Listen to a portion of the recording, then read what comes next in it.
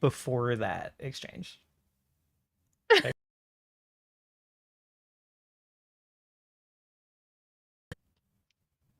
Okay, I guess they're just a partnership or something. I don't know. I can't even zoom in on it.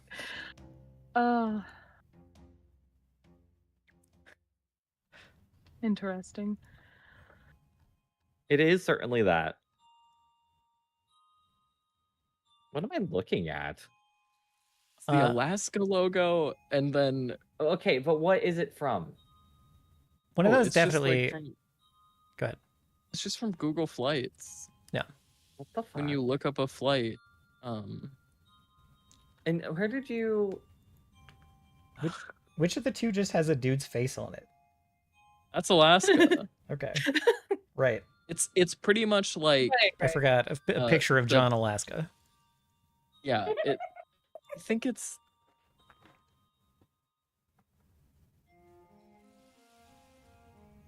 I think it's like a Native American, like that's their logo, I'm pretty sure. Now I feel bad. Yeah, you should. No, it's like, I'm pretty sure Alaska is sort of a regional Pacific Northwest.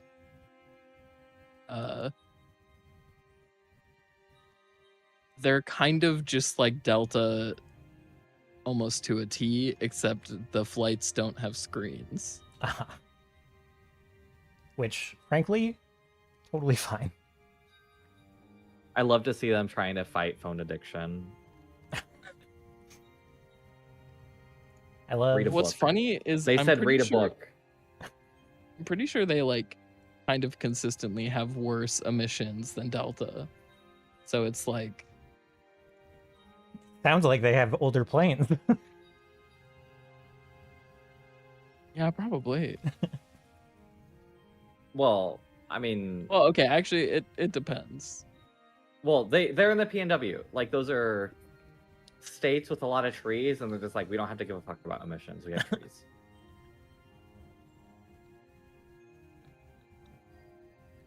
I took a flight. I took a series of flights to Vancouver one time, and it sent me to, like, Seattle. And then I got on, like, a little... Like, a real small bus? plane. No, Oh, okay. not a bus, but like a 20-seater plane. I think it was a prop plane for the last jump to Vancouver. I don't think... That's well, kind of cool. I mean...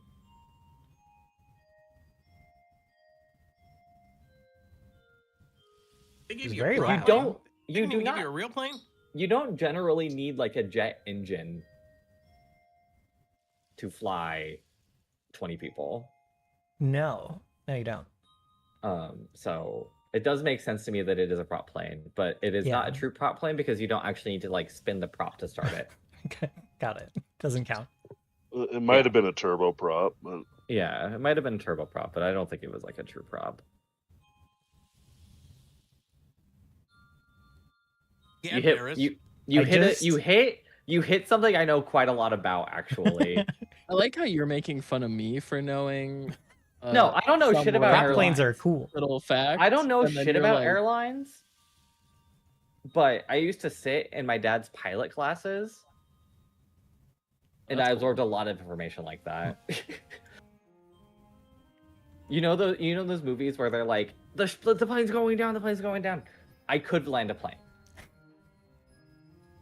I believe it. You know, like, oh, the pilots died. I could land that plane. You're like, if I was there, they wouldn't have died. Well, if I was there, I might have killed them to show people I could land the plane. You know? No, stop.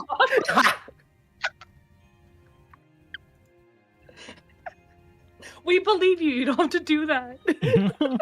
You're like, they're gonna die anyway, so I may as well just save myself. Take matters in my own hands. No.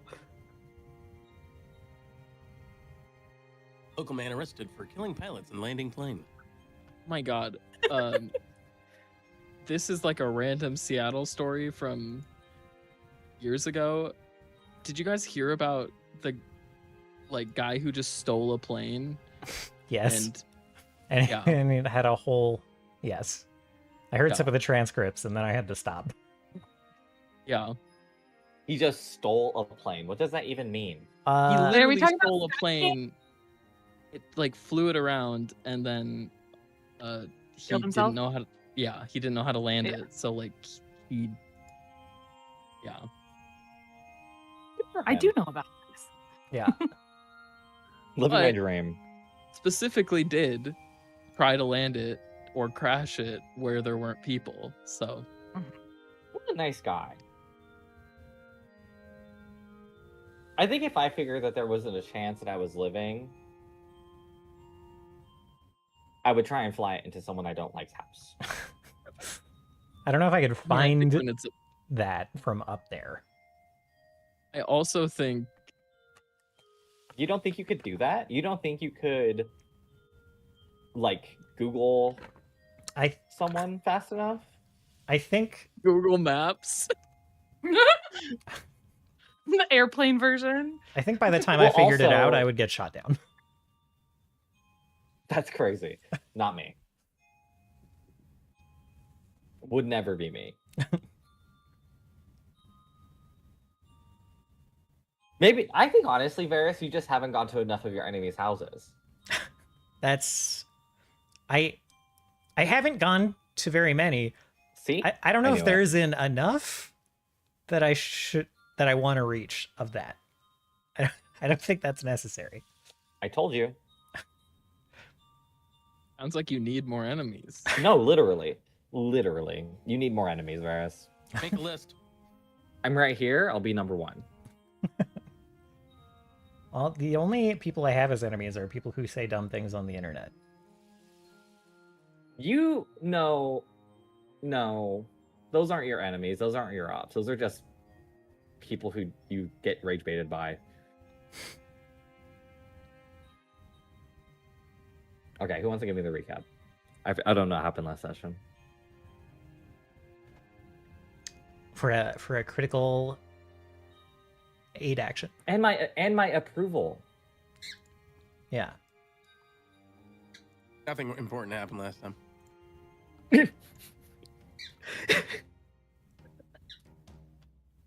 right, it's been a good campaign. Catch you guys later. Yeah, nothing important happened. Correct. Oh.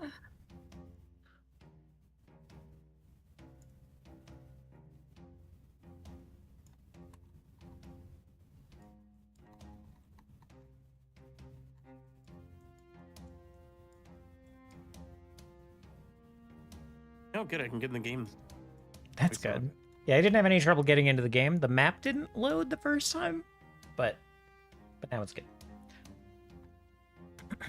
I'm at a solid 98%. Oh, 100. Oh, it's gray. Oh, I see the map. Let me know when it's not gray, and I'll start preloading the next map for you. It's not gray. Cool.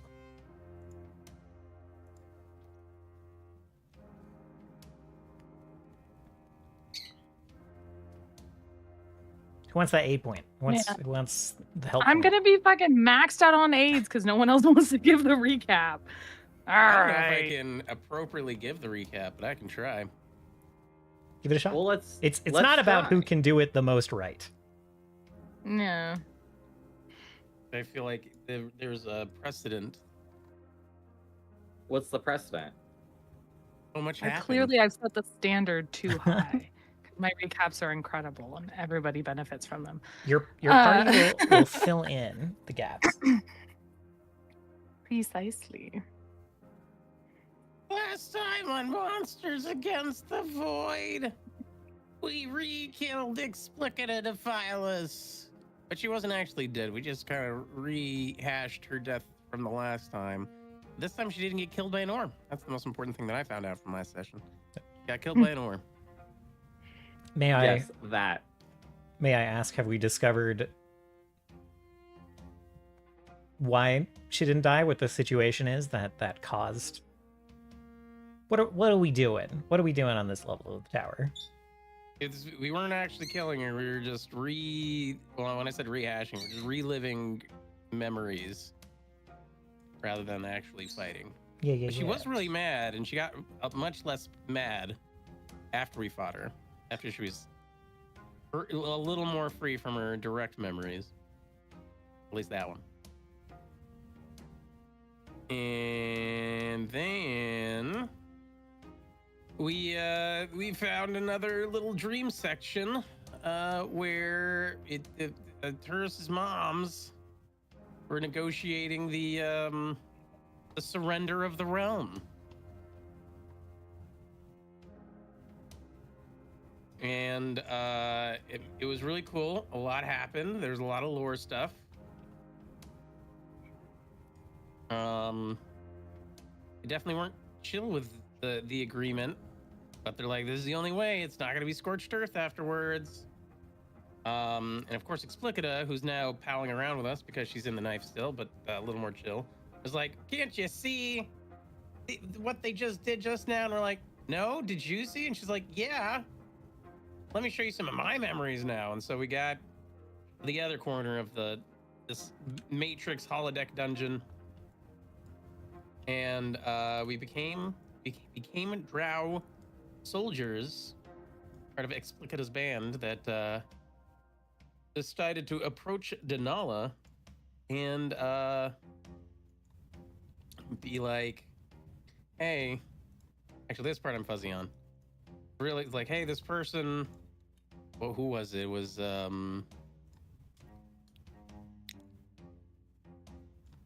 was one of the priestesses or something, right? Of the Stethis. They're like, hey, this isn't gonna go well. And she's like, hey, I'm told this isn't gonna go well. And Denal's like, show me this priestess who says it's not gonna go well. And it was like, no. And then Denal's like, all right, well, here's a bunch of trees. And so we started fighting as the drow, but as ourselves. Indeed. I marked. I got flung into a tree. Yeah. Yeah, that was good. I enjoyed that. Turcon probably didn't, but I enjoyed the flying bit, just not the landing bit. yeah, that's the hard part, I hear. That's what that guy in the prop said. Okay. Excellent. I've marked an X in your height to mark that you have a critical help action that you can spend as a reaction to give someone effectively a +4 to one of their checks. Well, +4-ish. If you're helping with something you're good at. Anyway. Anyone have any comments or additions, corrections, anything like that? The priestess you were talking about was this. Her name was Staya of the Steno, and I think the title was Speaker, but priestess. It's both in my notes. We also got to see the Shade of Death on screen for the first time, though not in his he was using an avatar of sorts. True. Was pretty sick. He seems chill. That's what people keep Yeah, saying. except he's not anymore, and Yeah. what the fuck? we gotta reverse engineer what the heck. He's been going through some stuff for a while. Yeah, I bet.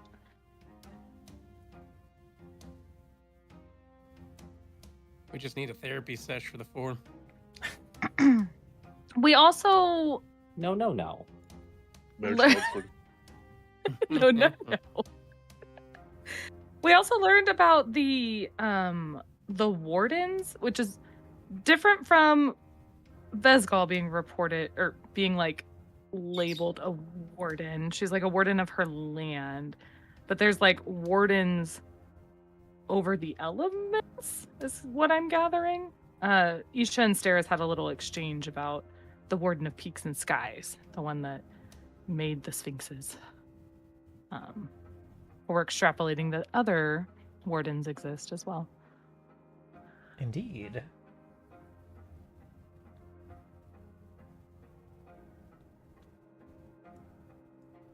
Yeah. I believe Yusha was expressing that she didn't know who the warden of the Guardians of the Land even was. Mm. Never met him. Thank you for the additions. And with that, let's see.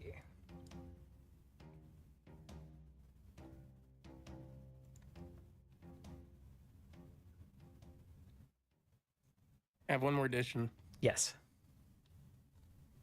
It's more of a visual edition. indeed. This meme I saw today in my server reminds me of Moto. What? I just posted in Discord. It reminds me of Moto. If Moto was a printer, that is. See, here's the thing, is I would never do that. If I were a printer and I had black ink and I could print the thing, I would just print it. Because why would I argue with you about magenta ink? That seems insane and stupid. And with that, go ahead and refill your mythic points, which I'm sure will not throw off the balance of this fight whatsoever. I'm sure it'll be fine and great for me. Yeah, we won't just immediately spend all 3 and win. Yeah. So.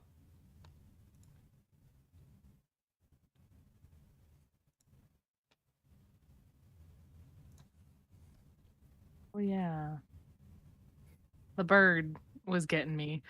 The bird was I'm like, getting where you. am I? Oh, The bird is getting everyone. The bear got True. your ass. the bear. It was both. No sooner had Denala left, abandoning the statue that she had taken the form of, kind of taken over to spar with Explicita. Then the statues around her sprang to life, one turning into a thunderbird that immediately flew over the battlefield and summoned a crack of lightning that started to harass all of you while Explicita rushed for Fontrason and began dueling her. The trees around you in this space springing to life and trying to ambush you as they once did the Drow army that once upon a time was part of this rebellion.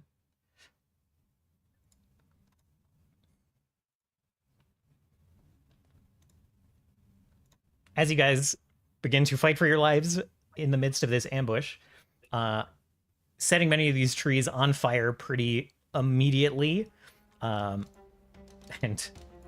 dealing with the more powerful guardians, Ecrius and Lumerius, who have sprung to life, and decided to ruin Steris' day.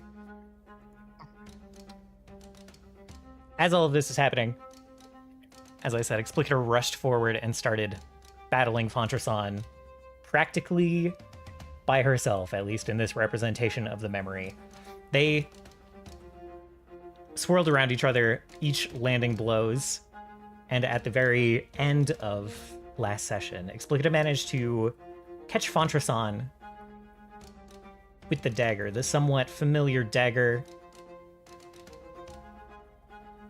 the one that would kill Fontrason and will eventually become the jade dagger that Turris is holding right now.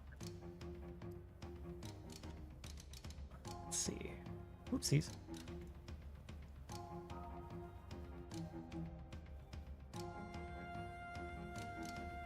Apologize. As that blow is landed, there is a break in their fight. Fontrason kind of creating distance and looking down at this fairly slight wound, this barely more than a paper cut on Fontrason's form coming from this dagger. But the cut, shallow as it is, almost immediately blackens and starts darkening and withering the scales around the cut. And Fontrason's expression turns from one of pain to one of kind of confusion and then sorrow as she looks to Explicita and says, "It is a dangerous weapon our enemies have claimed." And Explicita glares and responds, holding up the dagger, saying, "It is the poison, not the blade, that halts your healing magic. Denala cannot help you now." And Fontrasan, preparing to strike again, says, "It is you and the speaker who wields you. That concerns me, General." And as Explicita scowls, we can begin the fight again. Scene, I believe it is your turn.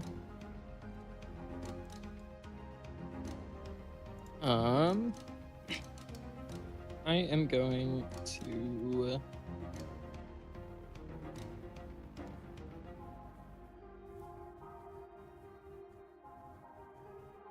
cast invisibility on myself. Ooh. Okay.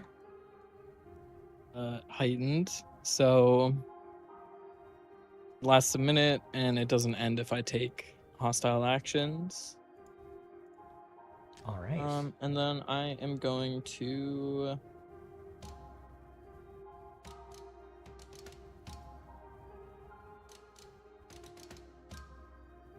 time jump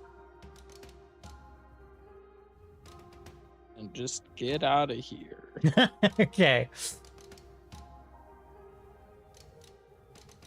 So you taking the form of this drow spell singer in this memory. Some strange flesh warping going on. Strange, maybe spider-like pseudopods instead of your regular pseudopods. Disappear from sight and book it out of danger. That's it for me. Okay. The Thunderbird up above. Let's see.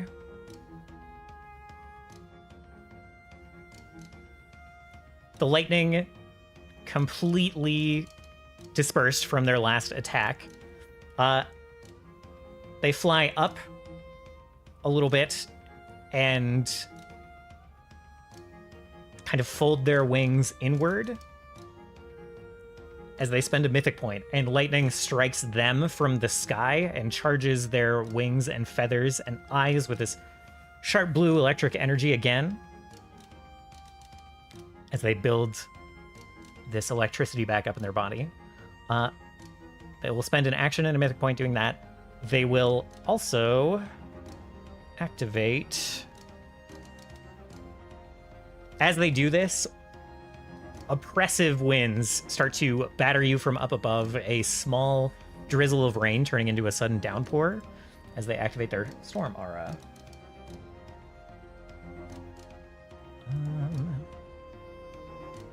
Then let me just...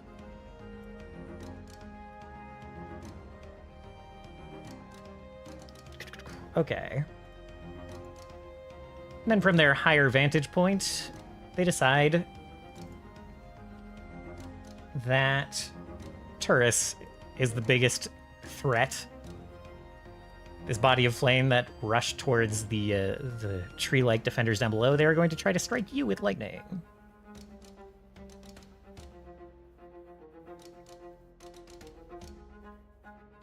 A mere hit. For 24 damage. And can you make that fortitude save for me? No, it doesn't show it for you. If it doesn't show it, I don't have to do it. Go ahead and make a fortitude save for me.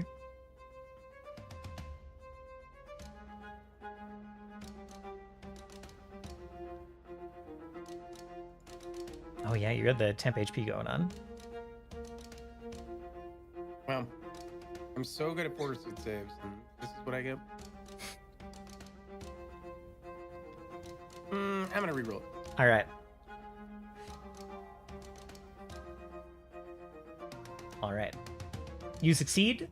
Your ears ring as this lightning hits you, and then the thunder hits you immediately after. Your ears ringing, the force almost knocking you from your feet, but still you stand. Nisha, go ahead. Wait, if I critically succeed, do I still take the damage? No. This is this is an effect of taking the damage. Okay. Interesting. Okay.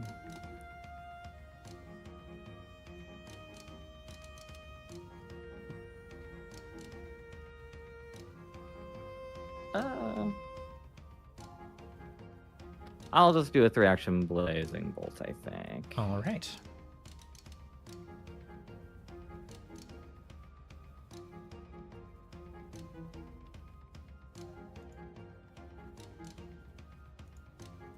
Ooh. Wow. Nice. Damn. Okay. Well. Roasty toasty. Let's see. You're targeting 3 with this? Yes. Okay. I will. And one of them's this guy here, right? Yeah, it's I'm targeting these the arboreal regent, the tree that was awakened. It's like this guy, Oh, yes. and the husk. All right. So the one husk that's already like burning and screaming, you hit it with one of these firebolts and it just explodes into pieces, completely gone. After I make sure it doesn't have loot.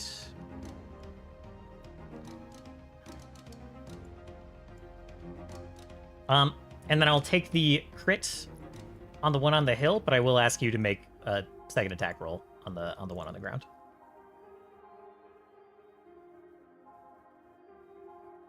Let's see. Blazing Bolt doubles on a crit, right? Yes. Yes. Yes. Okay. So the Regent will take double. Holy fuck. This is also at mythic proficiency, by the way. Okay. So it's plus. This is at 39. Okay. Yes, that would crit. All right. So they will take double damage. And again, this tree at the arboreal region on the hill summoned, it barely has time to pull one rooted foot out of the ground before it just also gets absolutely incinerated. Okay. Yeah. Great. I'm gonna end my turn. Okay. Turris.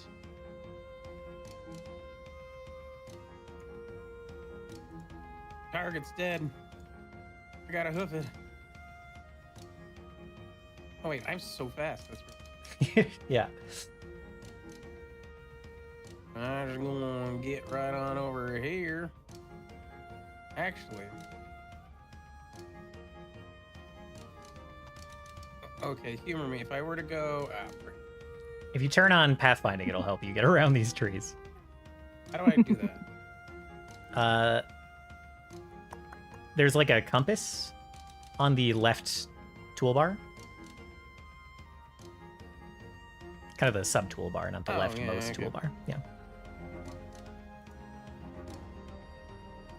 If I go... Why does it have me go that way? Because it doesn't know that tree's an obstacle. It's fine. It's all the same here. Okay. If I go there, and I have Armis go there. Are we flanking? You would need... This tree is dead, so you can stand here. You would need to be one more square over here. Over here? Yeah. All right. I can get rid of this tree.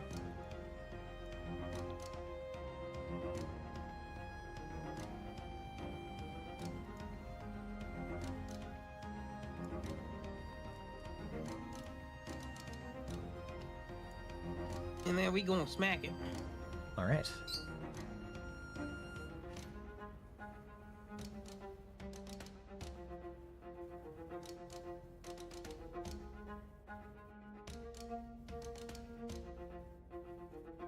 Oh.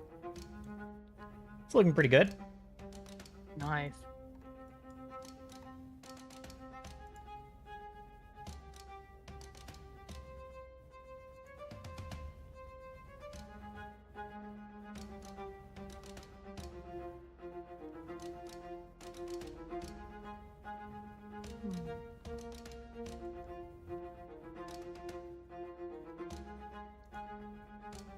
Pretty good. A tendril, eh? So you lash this thing with like a tendril of flame, and it also immediately lights on fire, cinder and flame kind of traveling between its bark.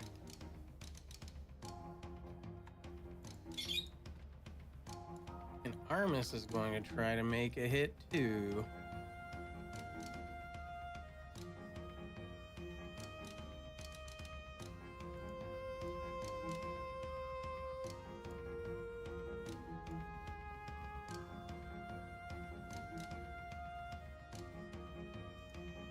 That is also a hit.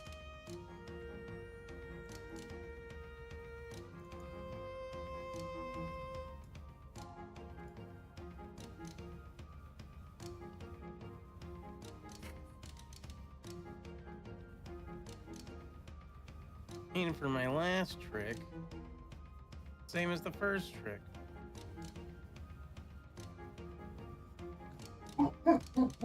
Yeah, Joe.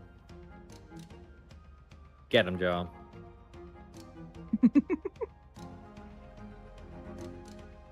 I do love when his barks are in reaction to something. He's so logged in.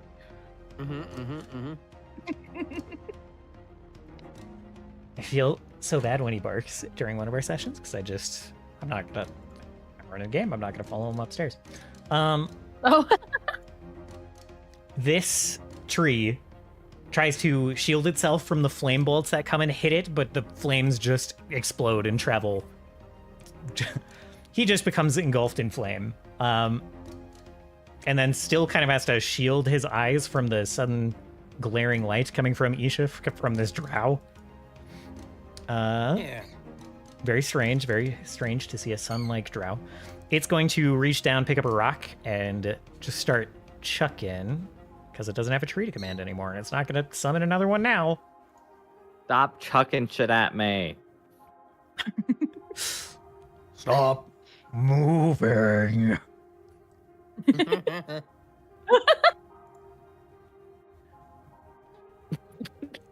No.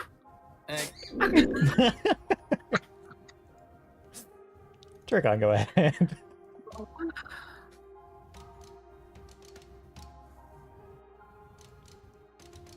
There's just three boulders have now landed in a triangle around Isha. Yeah, What- I'm fucking trapped here. Would those attacks count as strikes? Yeah. The range, Okay, well, the rock that- throws, yeah. I'm gonna do that Oh, okay. on the last attack. Spend a hit point, stride twice directly toward the triggering enemy. Okay. This is the one that was just doing it. Oh, okay. And you may not be able to get up the hill. Yeah, go ahead and go right here, and we'll get you. We'll get you one step up the hill here, which I think is close enough to do everything you need to do. Yeah. Well, the last attack will not break my AC, so I get to make a melee strike against it. That mythic. This guy's over.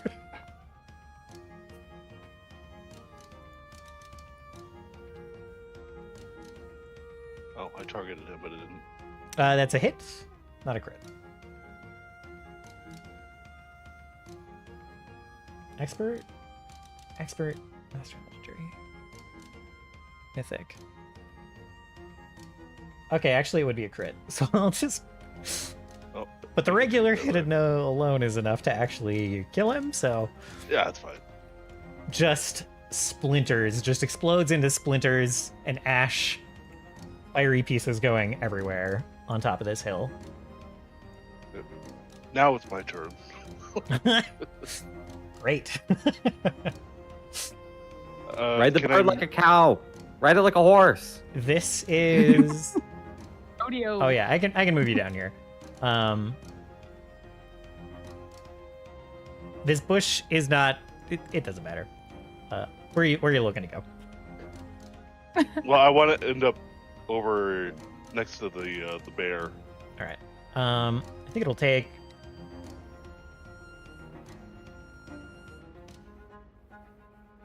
Oh, I see. So we're going 30 to... This is about 35 movement? How much movement do you have? 55. 55? All right. I'll throw you over here. You can go wherever you want. That's fine. You should have... 5 more feet. Yeah. Yeah. Yeah, I'll just put this up right there. And then take 2 swings at this guy. Alrighty. Ew. Still hits. Okay. Yep.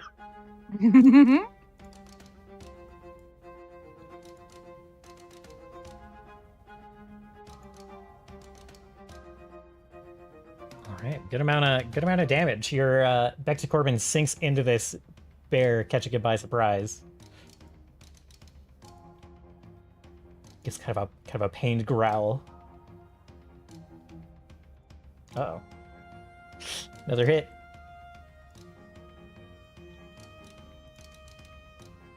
Remember when Steris was here? Yeah, you can't even see me. So this bear goes from totally healthy and looking like it was about to maul Steris to like already to like big chunks of just like fur knocked away, big bruises forming, kind of bloodied and like kind of shying away from Turkon.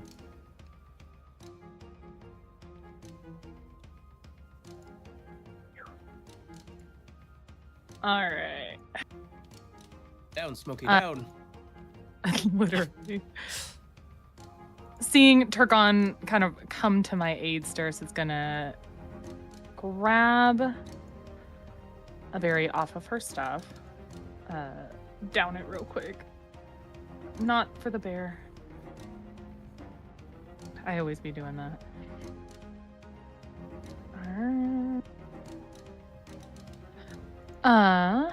And then we're hitting.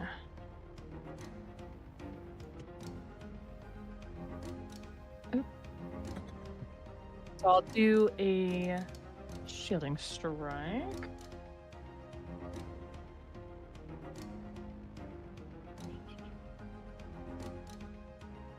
Uh-oh. Oh, it does hit. Oh my god. Yes, it That does. was really Guys got low. lo- Hit by guys got 0. Low AC.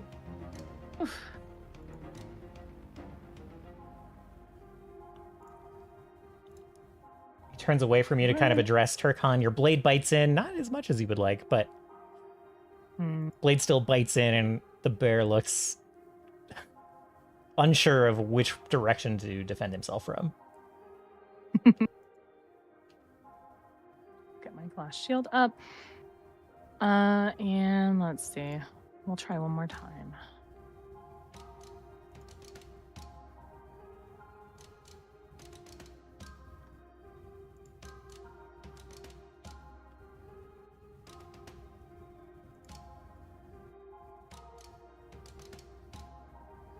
All right.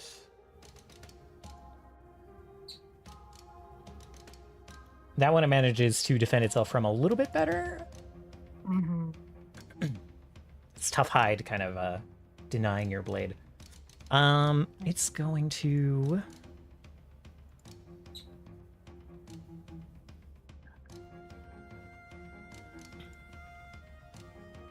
It eyes your raised shield, and it's going to turn to Turkon and just lunge,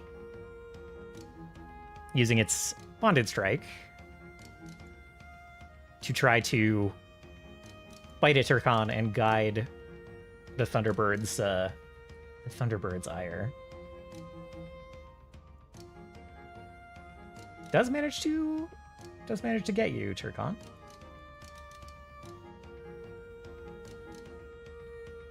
And not a half second after that bite, a jolt of lightning strikes right at you from the bird above. Oh no! And I'll need a fortitude save from you.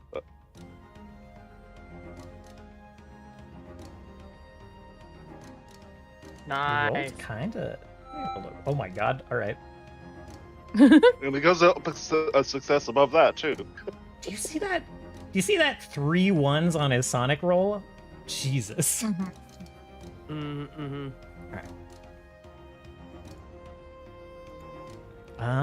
Well.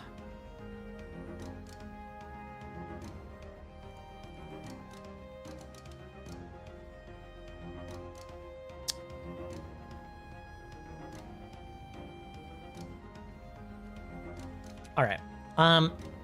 So he makes a bite at you, and then we'll try to swipe at you with his claws, unable to, unwilling to resort to his magic with such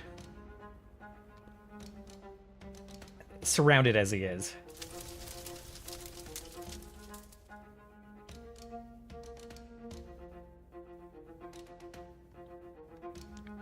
I think that's his turn.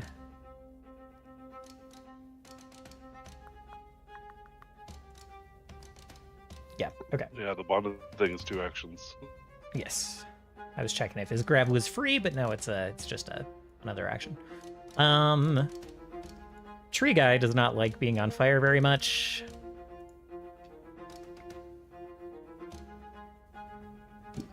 Too bad. He's going to just... He raises his arms in the air as he gets set on fire, like waving them around, trying to do something about being on fire, and instead just turns and brings one of his huge trunk-like arms just down on Turris's head.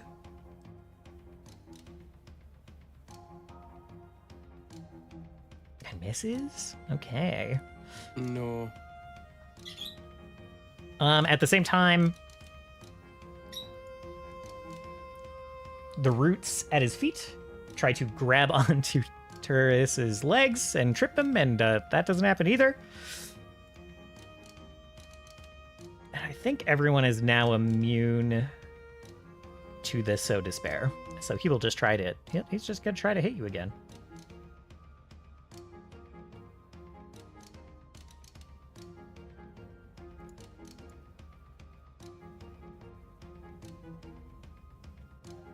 Dang.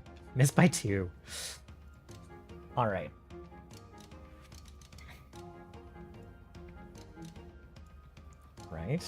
Right. Still on fire. The persistent fire damage thing was cool. Yeah. Still on fire and still on fire. Does not put himself out. Scene, you can start taking your turn. Okay.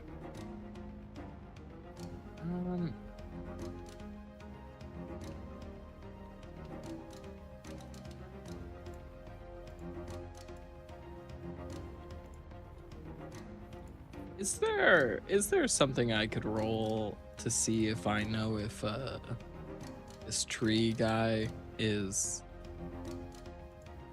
able to be affected by like mental? Be a knowledge check. Recall knowledge for something. Nature Would it be nature would be the thing here, but if you're, you can use whatever skill you want. Whatever magical skill you want. I use nature. It's not too much lower than occultism. Okay.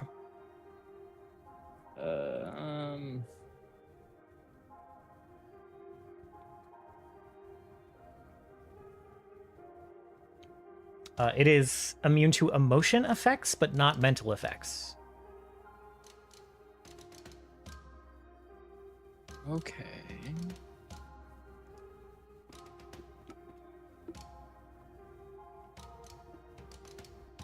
Is the recall knowledge an action? Yes, it is. No worries. No. I only need 2 actions to cast my God. synesthesia. Synesthesia on the fucking tree. Oh my Regular success. He is all this shit for 1 round. God. Now you know what it feels like, Varys.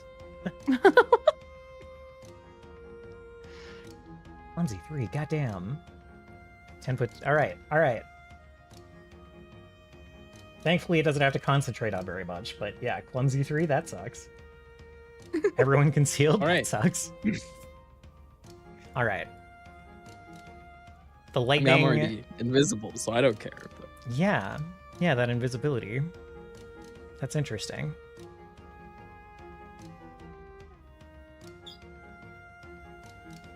Hello?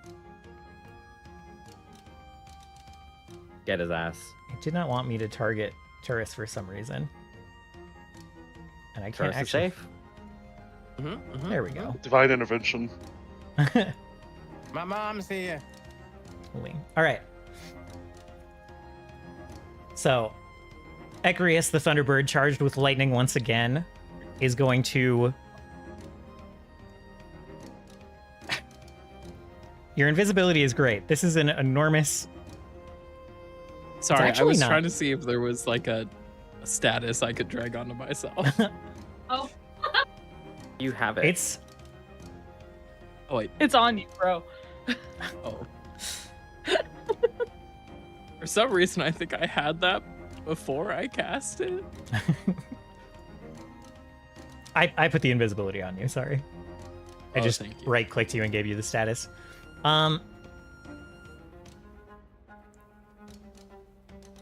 Yeah, Armis is a little out of its range, so Ecrius is going to just kind of pull its wings in and drop to the ground. And when it spreads its wings again, a wave of lightning spreads out from it, hitting all. I guess this would have to include. Yeah, this would include the husk and Lumarius. This wave of lightning spreads out. And you all, I would like you all to make the reflex save. You're lucky I can't see shit right now. Oh, Lumarius, crit failing! Bear Buddy's gonna Lumarius. die to the bird buddy. Lumaris, use your mythic point to reroll your save. You know what? He can actually do that. In bird. That's a good In point. bird, by the way. That's a good point. Lumarius will go ahead and do that. Spending one of his mythic points. Thank you for the reminder. I'm gonna spend one of my mythic points. We all rolled bad. This is plus what, 4 or something like that? Something like that. If you are a master, it is +4. If you are legendary, it's +2. If you're expert, If it's you +6. right-click the thing, if you like in the thing, if you just right-click it, yeah. it will tell you if it was like rerolled as mythic or not. Yeah. Mhm. Was a 41 not a crit save? Oh, yeah. Because it's a Yes. 42. Ah. Yeah, correct. Ah, damn. that is specifically precisely correct. Oh my god, literally. I love being right. You love being right. Oh, I have bad news, guys. You do not have bad news. It's fine. How'd the tree get out of this? What's happening?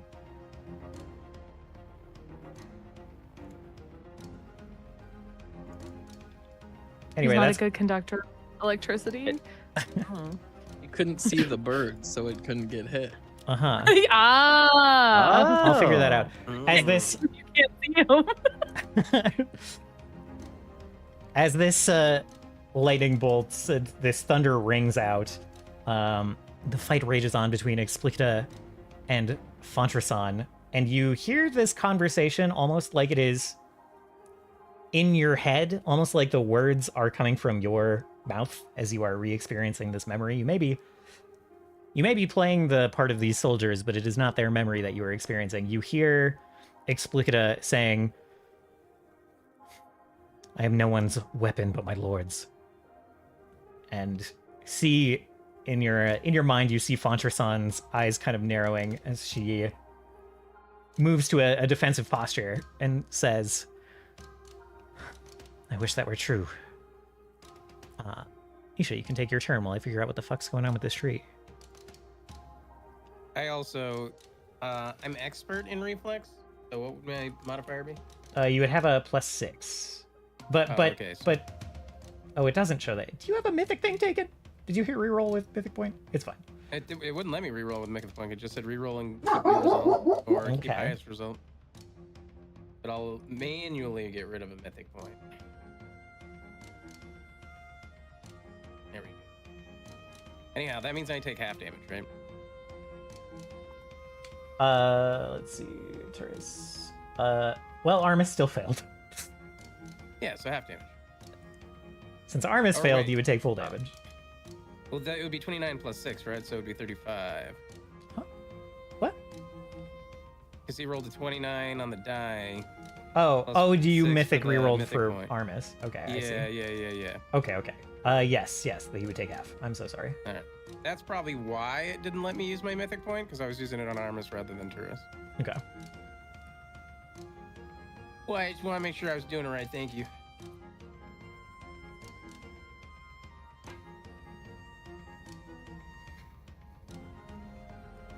Oh no.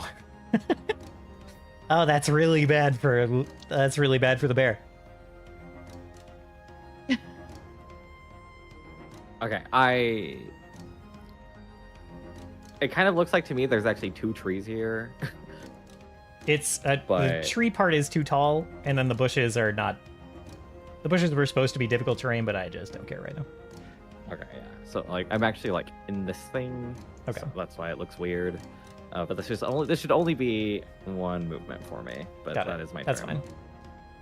All right, Turris, go ahead. All right. I'm going to keep wailing on this tree. Konnor, I want you to know that this guy's clumsy 3 is the only reason he failed against the storm. Incredible.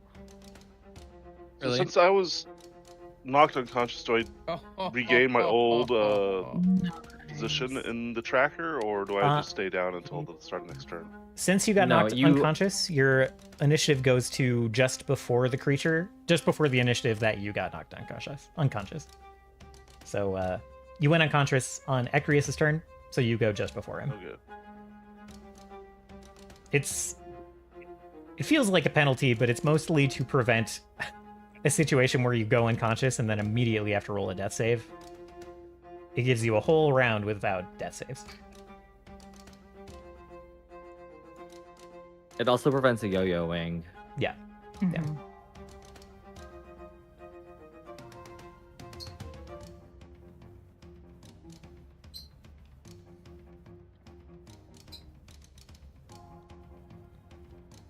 Whew. So this husk, between its attacks on you, is just trying to like pat itself out, and then another tendril hits it, and it like arches its back and throws its arms in the air, and just screams in frustration and fully squares up toward you, Turris. Good. Just arms out Good. and then like flapping to the side. Getting ready to pummel you. We'll see if it gets there.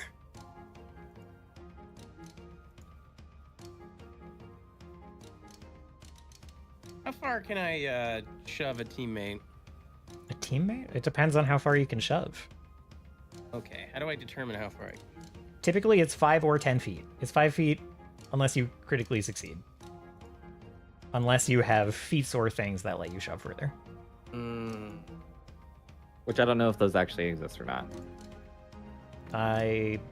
There are certain actions that let you shove further, but What? Wait, do I even know that scene's right next to me right now?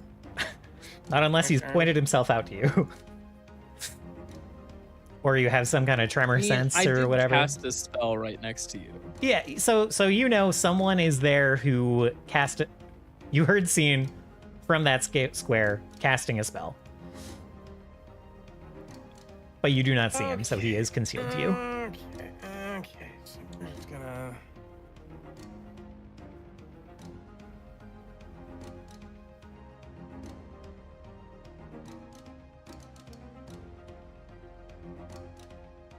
Like, yeah.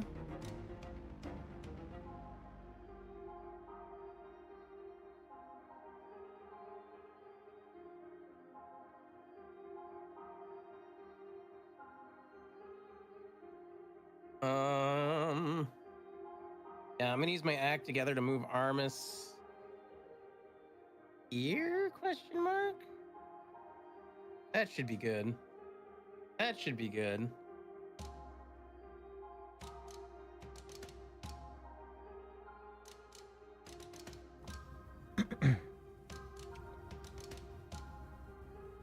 I see.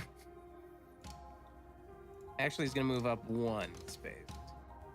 There we go. That's where he's gonna end up. Okay. Oh my god. 16's a really good roll. This clumsy is effing him up. Oh. Your D6s are crazy. They are pretty well. I don't know. I don't ever know how much I'm actually rolling. No. And they're like so bright for some reason. So this That's crazy. husk. I feel like the fact that he like squared up with me, Terz is like good, and then Armus runs at the same time, Yeah. and Terz is like, now Armus. The husk raises both arms up, ready to just pound you into the ground. And then this explosion from behind him blows him to just bits of bark. Bits of bark and charred ash.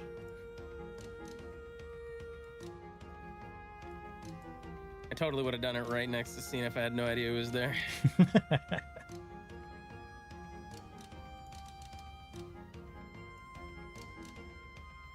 that's my turn. Reminds me of the time that Meticulous was fireballing Kinku. Yeah, I was really mad about that, by the way.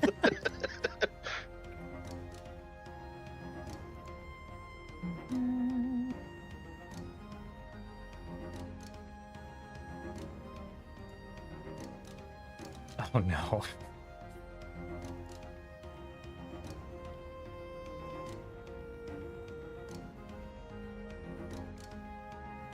Excellent. And then, so that's 23, 30. I'll use my reclaim life action to heal Turcom for 33. All right. As your burning blade slices through Lumarius, the bear spirit, kind of like rears up and lets out a mournful cry, a mournful roar, and then disappears, turning kind of a transparent blue before just fading out of existence. Perfect. Bill, make sure you heal yourself for 33. I don't have like a button for you. I already did. Okay, cool. Excellent. And can't even move far enough to get out of the bird's range, so I'll eat another berry. All right. The imagery of you just like Chomping in the middle of the battle. chomping, just like eating berries, just like eating a piece of food. It's so funny. I imagine to me. her like pushed herself up against the bark of the like trunk of this tree, eating her snack real quick before Agrius gets me again. Cian, go ahead.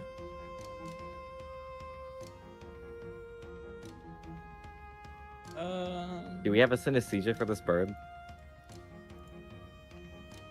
I can. That'd be great.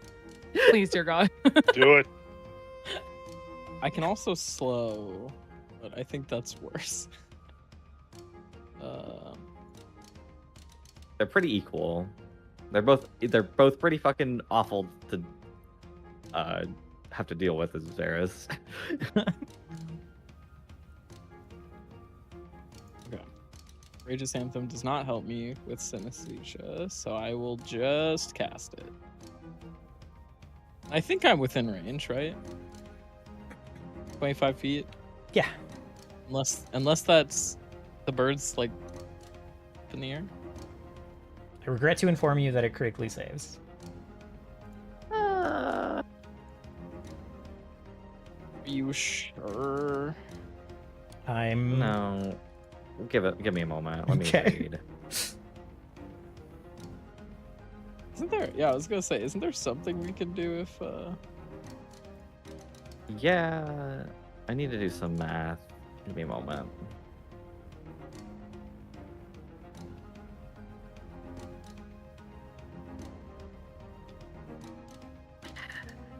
Crit by 12 on a 18. So he has to roll like an 8 or lower. No, crit by 12.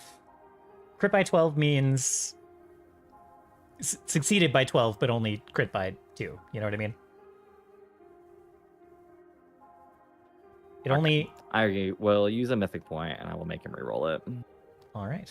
The story is incorrect. Reroll and keep a new result. Okay.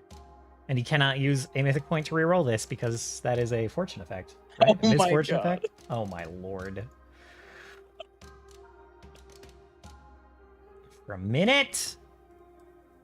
Oh, whoops! I didn't mean to move.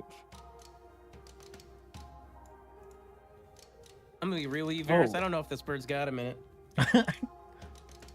You're not wrong. This entire time I've been misreading the difference between success and failure. I was like, why isn't it different? Like, Oh, it's is it different. just that good of a spell? Yeah, it is. It is different.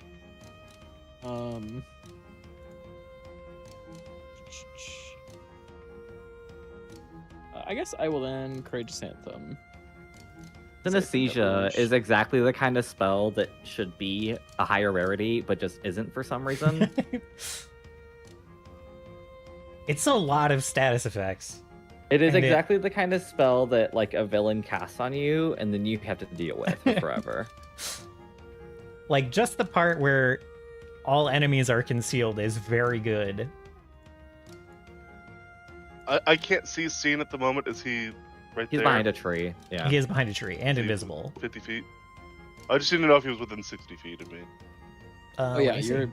I think everyone should be. I can't see that, actually. But yeah, it looks like it. Yes, 50 feet. Alright. Oh, also, I let gotta- me... You're technically on the ground, so let's put you not 15 feet in the air.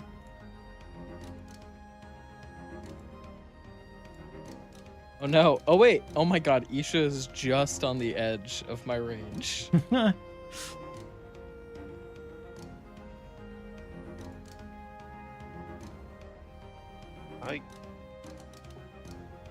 Right, I forgot I was still on ruler mode. There we go. And for my one attack that I get, 'cause he's on the ground too, right? Yes. Can I hit them through the tree? Let me see. Yeah, you can see him here, yes. Okay. He is... I'm going to be annoying here. He is 15 feet away. Do you have 15 feet of reach? How is he 15 feet? There's 2 squares here. Oh, I don't know if I have 15 feet of reach. I doubt it. Oh, If you don't pick up the guess- bags of Corbin, you can go punch him. like edge to edge, this is 10 feet, but we don't like measure edge You- to edge. yeah. typically. Alright, yeah, I won't pick up my weapon. I'll just run over here and then instead do a horn strike. Ah, okay.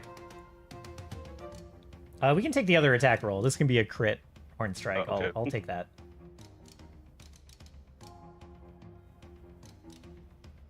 Then I will roll.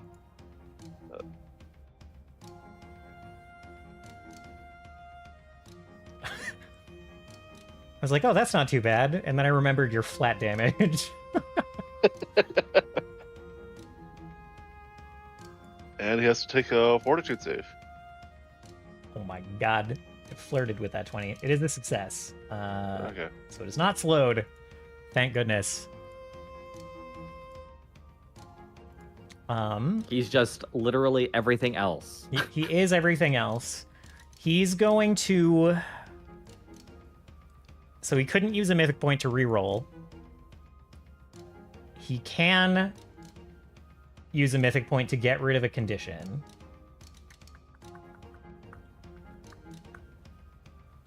He's going to shake the clumsy here. Lightning kind of courses through his body, rejuvenating his kind of weakened limbs from the synthesia. And he's going to spend a second mythic point. He's going to try to attack the one that killed its bonded companion. Let's see. So Steris, it's trying to attack you at mythic proficiency. Yeah. Yeah, I got that. Well, I'm gonna make a. Can I make a reaction attack then? Yeah. Do you need to see the attack roll first? No. Okay.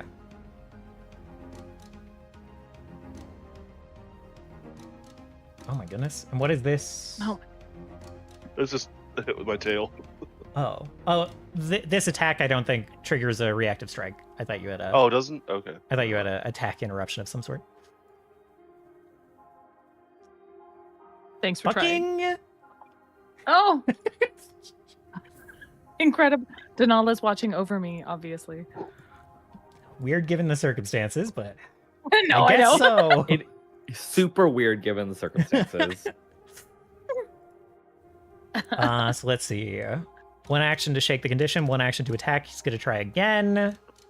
He's going to spend his last... He's going to spend his last mythic point. As he tries to... Oops. Shit. Tries to swipe his talons at you. Oh my god.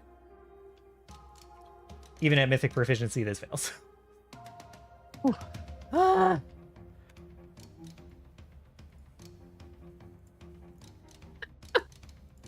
Oh, one more thing. That doesn't even require him to target. Turkon, on your turn, technically, when you moved toward Ecrius. Oops, not Lightning Blast.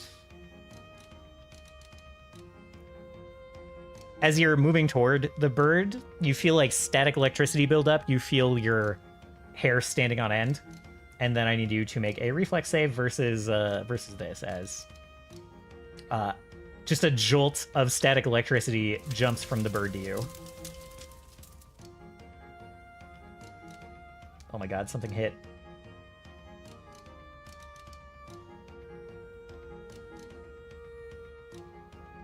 Isha, your turn.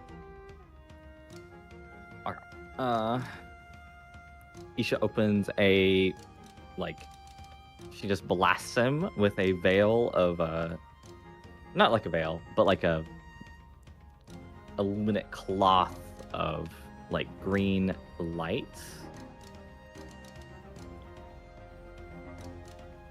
So, Ecrius will take 21 damage, and then they will become sickened 3. Sorry,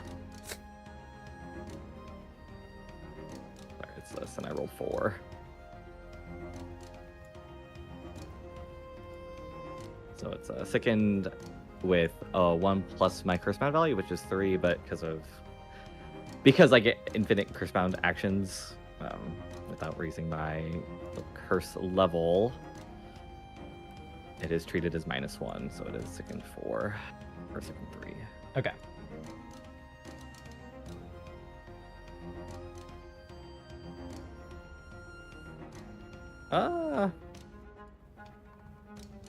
That's one action. That's a pretty good one action. Yeah, it's a really, really good one action. It's probably a little overtuned, but it is what it is.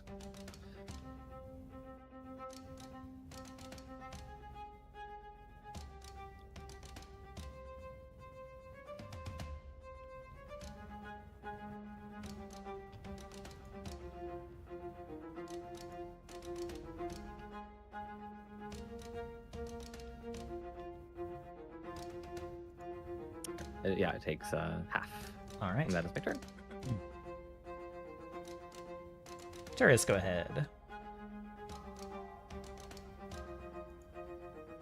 Righty.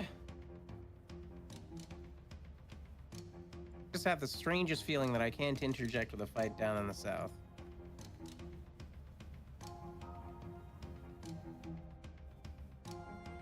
You can't interject. What? You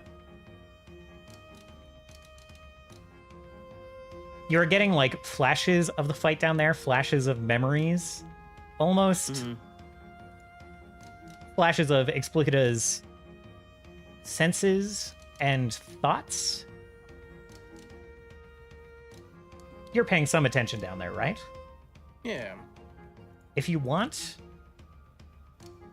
as you are hearing them go back and forth, you are hearing and almost feeling these kind of crawling whispers in the back of your head. You could make some knowledge checks using Explicita's knowledge, if you would like, while you are in this memory, in this dream. You can pluck some of the stray thoughts that Explicita is having right now. Yeah, why not?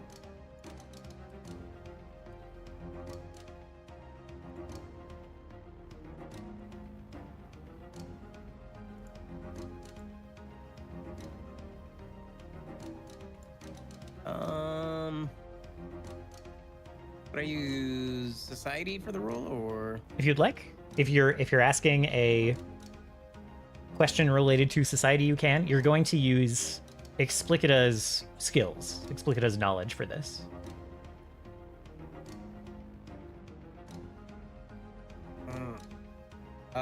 is there anything that like is like super juicy, like that I'm like they're saying that I'm trying to recall? Otherwise, I guess it would be about like Contrasan said something about her master, like being her master, and she's not quite like agreeing with that. Maybe that kind of Correct. figuring out the specifics of that. Yeah, you could roll for that if you'd like. How would you want to go about that? What skill would you want to use? What kind of roll would you like to do? I mean, I guess society would still be the best roll, right? Society can work, yeah. Looks like she's got a skill that I don't know about that I could. She has like a drow society lore. You could do perception to go based on her senses, and like if she correctly or incorrectly interprets what Fonterson is trying to say. Like, you know, Yeah, a sense motive from her perspective.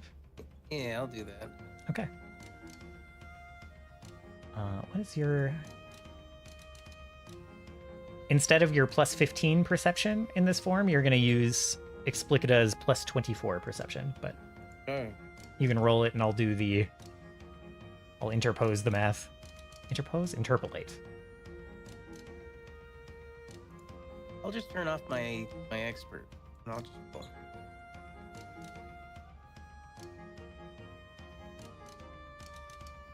That's basically just a flat roll. Okay. On a 30. Interesting. So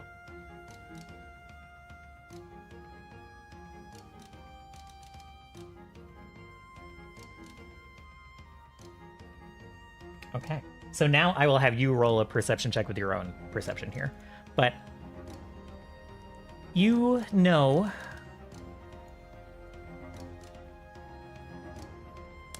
Explicita knows and is processing what Fonterson is trying to say. Fonterson is insinuating that Explicita's true master is this speaker, this priestess, this Staya. Mm-hmm. And that the drow are being manipulated in some way. And Explicita hears this so clearly, but then like pushes it out of her head as these whispers kind of increase in volume, and you hear again this voice that you're not familiar with, other than you heard it when you were witnessing. You heard it from Explicita's direction when you were witnessing Fonterson's memory of meeting the acolytes from the Veilspire. Mm-hmm. And they are just saying myriad things. It's not like one sentence. It's like a jumble of things. So it's hard to pick things out, but you rolled very well. So you hear like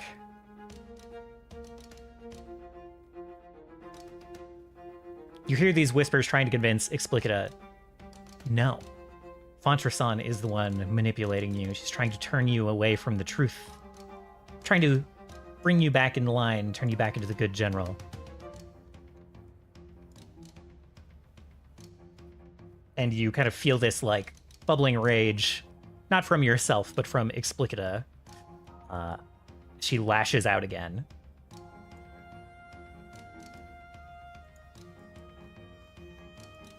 And their fight continues. And your turn can continue. Alright, well... I use one action to get on over here.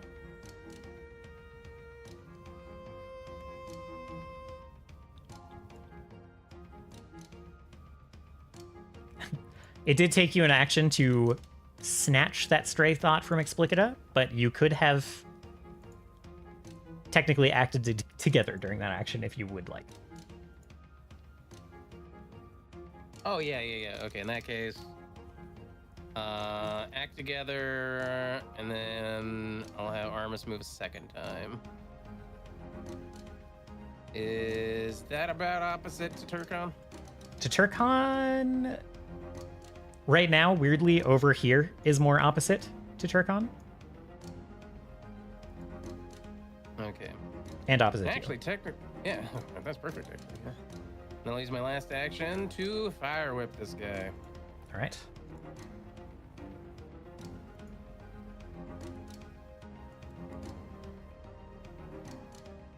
And I'm gonna use... I don't know, do I want to use my last mythic point already? I should give you all a mythic point because Bear was also mythic. In that case, I'm using my mythic point. Yep, that answers that. Ooh. Mm. Ooh.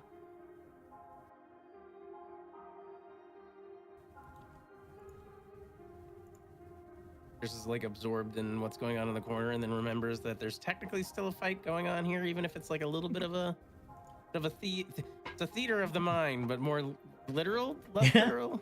Yeah. And then he whips his fire tendril out, and it wraps around the bird's neck. Cool.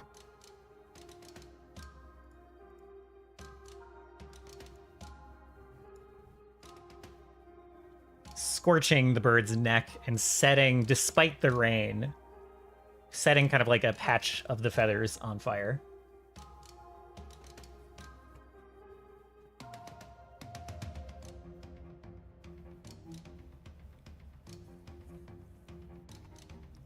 Steris, go ahead. As Turris was making that first skill check, you are all more aware of what's happening in that that duel between Explicita and Fontrason. You all experienced what Turris experienced and hear those whispers in the back of your mind, feel that rage bubbling up. You are more in tune with what Explicita is feeling. Steris, you got some splaining to do.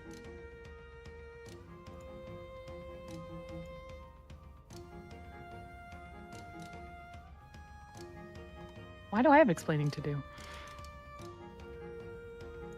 Some steno nonsense. Oh, yeah, because I'm so versed. Yeah, she's so versed in 60-year-old. Actually, way before that. All right. So I slash at them with the Shielding Strike to recharge my Spell Strike. I enter Arcane Cascade, and I will...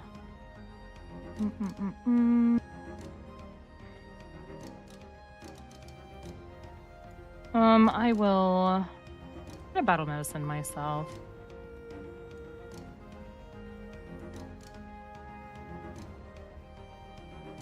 And fail. All right.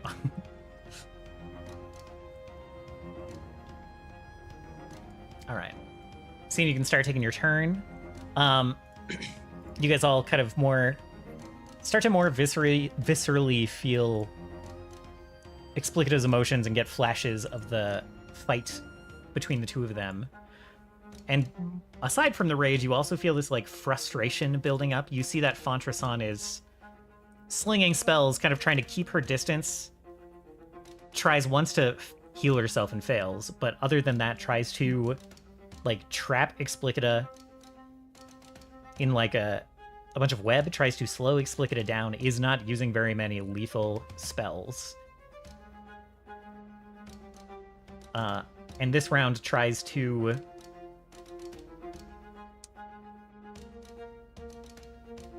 cast a spell that has no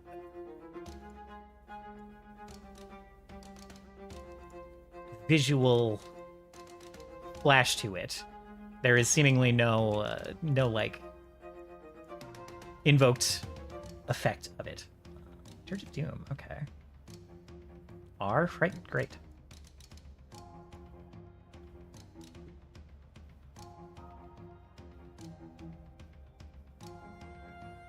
Let me see if anyone would already know this spell. Konnor, where are you aiming this fucking spell? I'm aiming it. I mean, the bird's pretty tall, right? So like, I can aim it up in the air. That is true. Just The bird clip is his head. The bird is 20 feet tall. Yeah, so I can just aim it up in the air, Okay. flip his head.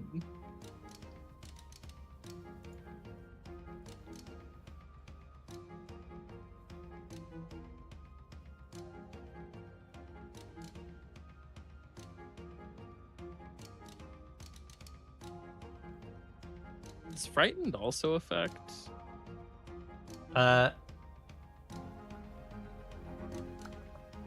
Sickened He's affects already this. sickened, Yeah. so he Oh, doesn't actually whoops. like get more. Guess there was no reason for me to do that, but Eh. um, Technically, frightened affects more things than sickened, or things other than sickened specifically.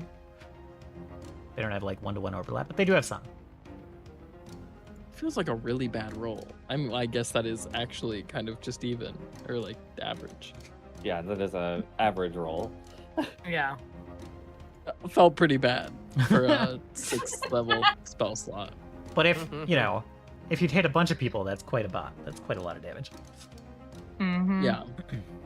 Yeah, and So the other advantage is that if they fail, they're just stunned. So, you know. Yeah. Would I be able So, to grab unfortunately- my weapon from where I'm standing? Yeah, you're still in reach of that. Okay. So I'll take an action to grab it. Konnor, sorry, what were you? Equip it. that'll have to be my last turn for today. Oh, okay. I've left you as the person who's probably going to be piloting my character nothing but 1st and 2nd level spell slots. So have That's fun. great. If you think I'm going to do anything but I-beam people, you are sorely mistaken. You could at least use force burrow. You could at least burn through the rest of my spell slots with Ripple could. I-beam every turn. I could do that. Oh my god. Oh, here it comes. Okay. So, I mean, I guess it's not needed. electricity was slowly, well, rather rapidly building on Ecrius once more. Every, as you guys move around him, as he moves, as he attacks, as you attack, just more and more of the sparking electricity builds up, and it is about to be unleashed again. He is bringing his wings in to build up that electric burst, that storm burst, one more time. And how do you interrupt him? Well, I'm gonna assume that Turris still has him under the flames around his neck, holding his head down a little bit. Yeah. Yeah. So a just big overhand swing just right on the top of him, and you hear a big gong. Yeah. He pulls the Taco Bell bell.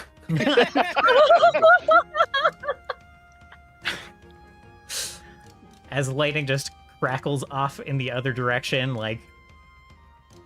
blasting into 2 trees and just setting them aflame, and Ecrius falls to the ground.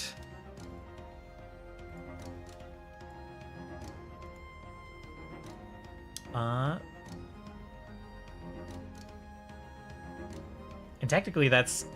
We'll leave the initiative here for now. But technically that is the end of combat for you guys. You have no more... The army has no more enemies to fight here. Did we get we beat the default time? We come under par. Did we beat these guys faster than the army beat them? We can run it back again one more time if we have to. Yeah, we got a new record. You see... Yeah, did we beat the virtual fight faster than it anyone asks else you who's to input coming your here? initials, but you see that there is one kind of pre-programmed name, even though this is a brand new game for you. There's a pre-programmed name up there. It just says EXP. It's 80. Stands for explicita, not Konnor, I thought you experience were points. I am. I was gonna say, I am leaving, but I'm going to, while I'm like commuting, I'll keep listening. So, Sounds good. Sounds good. but I'll rejoin, or either whatever. Anyway, have Understand. fun. I will. Bye. Bye. Have a See good ya. night. All right. So Ecrius falls, and you hear a cheer of victory from the drow soldiers that you are inhabiting, and those around you that were here in the original memory. And you see the fight between Explicita and Fontrasan continuing as well. You see Fontrasan start to cast this spell, starts to chant the words and draw on divine magic, despite the cursed wounds preventing divine magic from reaching her. Tries to start to cast remove curse. And you hear another kind of urgent scattering of whispers in Explicita's head, and she reacts to this spell and drives the dagger into Fondrasan's body, just like half a foot or so under her head,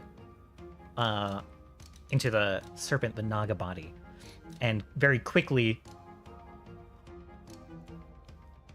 the spell Fontrasan was casting is lost. She stops speaking. Her eyes kind of go wide in shock, her voice catching in her throat. And very quickly, the kind of dark, black, inky scarring to the wound kind of spreads out from that stab point. Again, making scales wither and shrivel away, and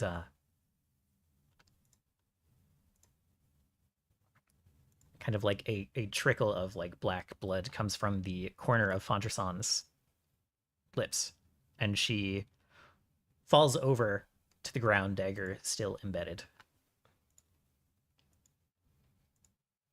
Mother.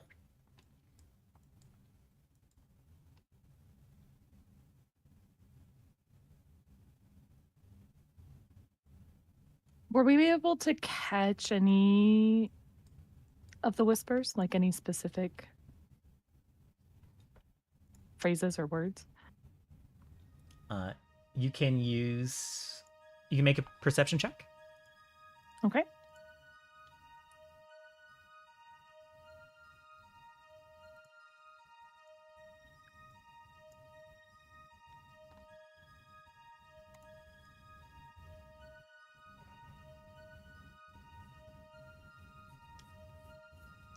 Turris, you miss it. Steris, you hear it. Well, I guess that means that you all hear it. Kind of comes into clarity for all of you. And you hear this voice kind of with more sharp urgency than anything else. You've heard these whispers say, almost not a whisper, almost the voice coming into kind of resolution.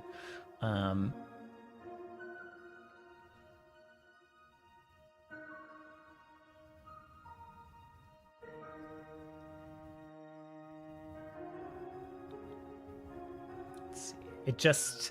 The voice just says,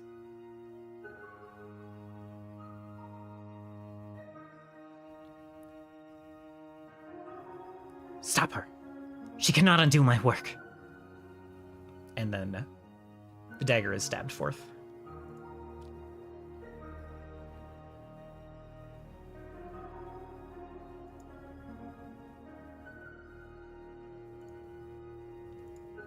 Who is that voice?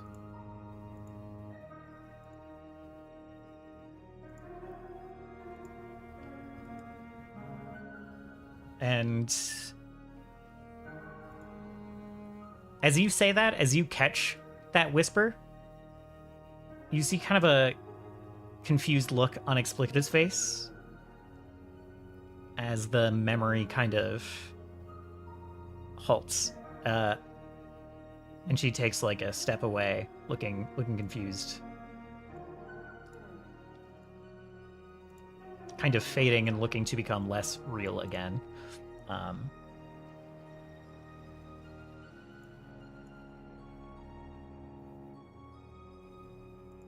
In her confusion, she says, I hadn't remembered that.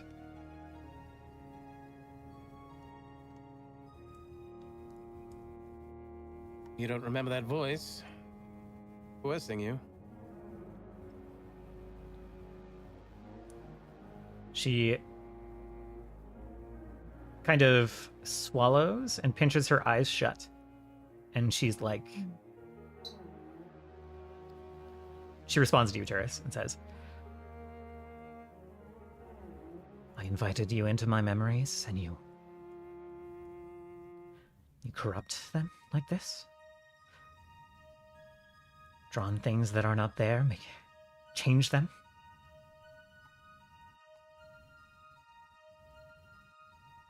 I don't know who that is. Whatever you're hearing is as true as day. She puts a hand on her head. I think Go ahead. Sorry.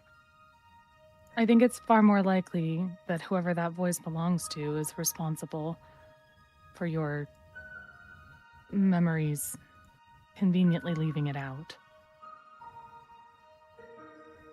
Make a diplomacy check, Turris. And Steris, you can aid with whatever you think is appropriate here as you say that.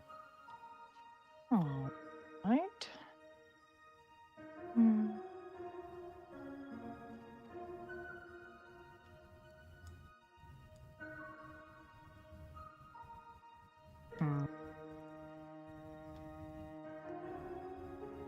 Thinking about really using my last mythic point now.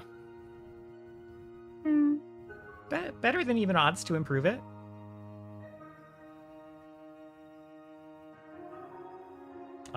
Okay.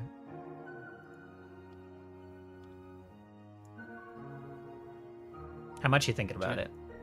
I don't know. Should I, guys? Why not? Yeah, right. Why not? Actually, yeah, upgrading it to mythic, it's much better than even odds of increasing it. You'd have to roll a 1 to get a worse result. You got I have close. some good news. Well,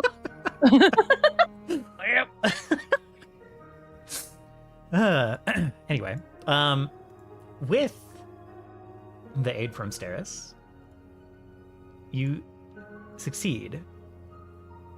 And she kind of shakes her head. If she were a corporeal person right now, she would start to sweat. And she says, "That's right, you wouldn't know. You wouldn't know Staya's voice."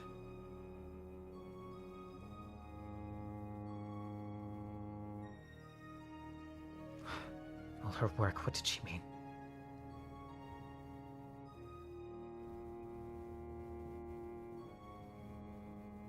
Explicita, you have to understand. I don't need to be right about any of this. I need to know the truth.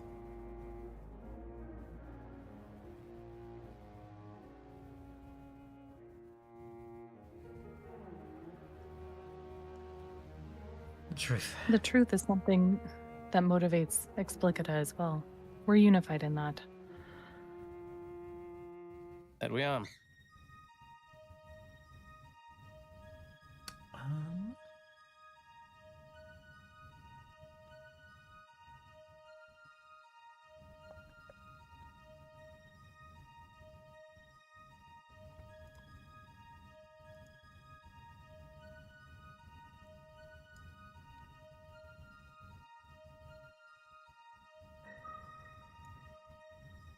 There is...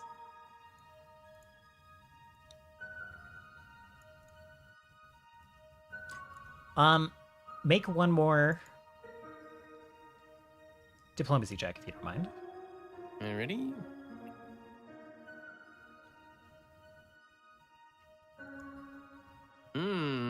All my good rolls have gone away. You're so good at rolling 28.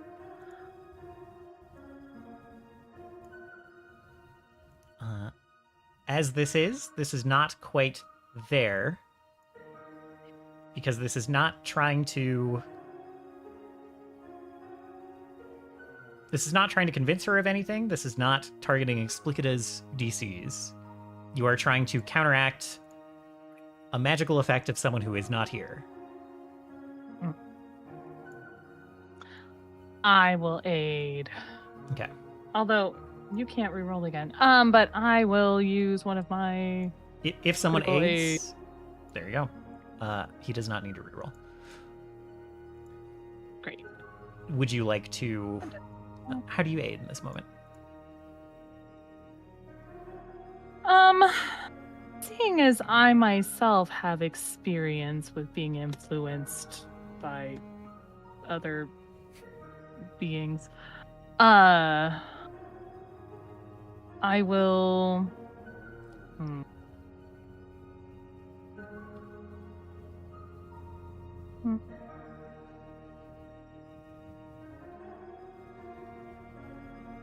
I want to pull on that, and I'm not sure how. I will try to direct her to ground herself as we're moving through, trying to kind of peel away the layers of her thinking here.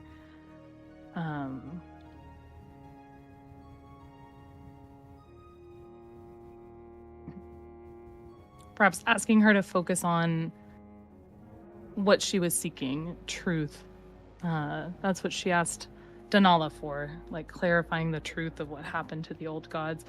I don't know how much of that comes from this Staya and how much of it was Explicita's own will. But perhaps getting her to focus on that will help us make that determination. Okay. Yeah. So Teresiu and Steris are saying this, and Explicita kind of... That look of tension remains for a moment, and then kind of like relaxes. And she pulls her hands away from her head and kind of opens her eyes. And then all of you are seeing kind of from first person this other memory. And you see in front of you, you are flanking someone in kind of glorious regalia, wearing a crown, a drow wearing with like very kind of vibrant, almost pinkish skin and totally bone white hair. Who you, reliving this as Explicita, you recognize as King Evertlar, her king, the person she served under. And across from him, you are standing up on a dais in a throne room, the throne behind the king, and down before you is kind of approaching the king is a steno.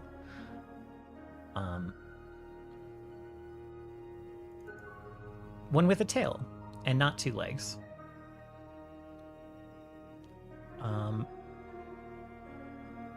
Also wearing kind of decorative robes. All of her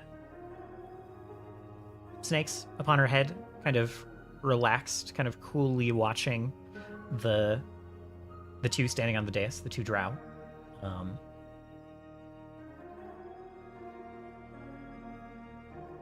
And you get, rather than one memory, you get flashes of several conversations with this person. You see her arriving, saying that she will reveal the truth that the drow already know. You see her talking about the Forgotten Ones jailed in the vaults below the drow homelands, sealed away by the Four to keep the truth from the world.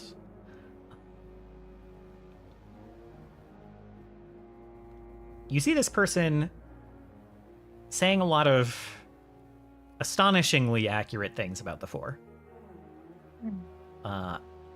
Saying that they fled here from an enemy, that they came here to build an army to replace what they've lost.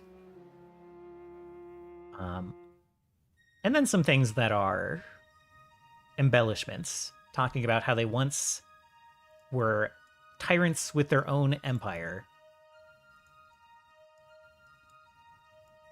but were driven out by those who wished to bring the truth to the fore, bring clarity to them and their empire.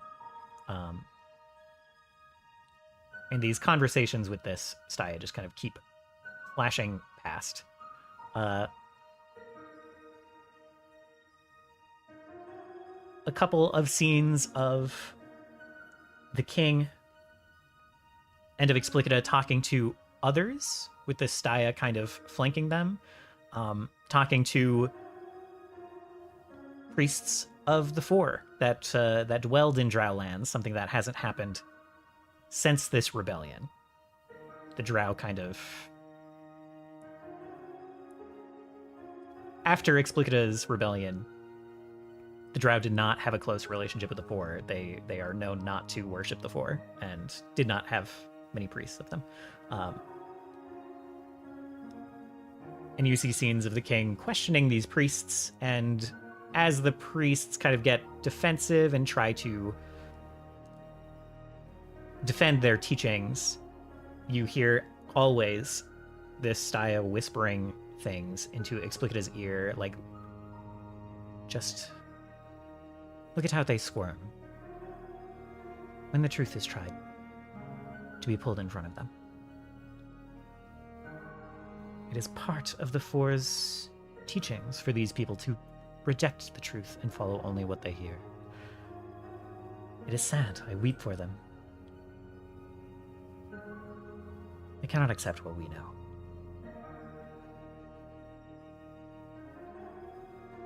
As you are getting flashes of these memories, is there anything in particular you want to look for about these interactions with this Staya? Anything you want to learn? Are there any magical properties that are like kind of being transferred when she's talking to Explicita? Go ahead and make an... In this one, you can use your own check. Go ahead and make probably an Arcana check. But however you want to swing it. Yeah, that's... And then you mentioned that she's wearing some ornate, like, robes. I want to see if there's any identifying, like any iconography, any amulets, any symbols of any kind that can help us link her to, like, a different group or a certain religion. Okay.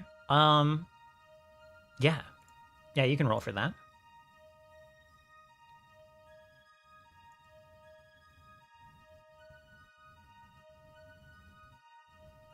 Okay, so you're instead of looking directly for the connection, you're trying to spot these things and remember them with perception. Okay. Yeah, you see two relics on her.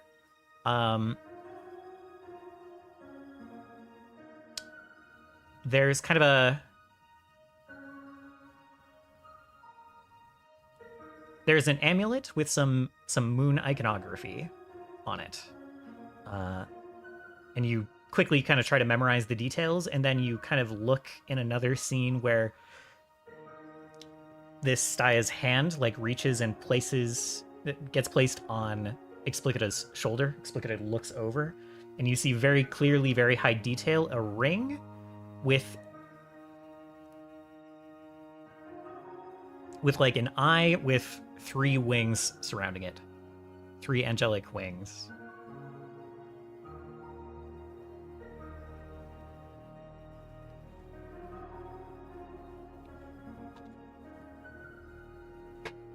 And both of those strike you as somewhat religious in nature. Mm-hmm. For your Arcana check, Turris, yes.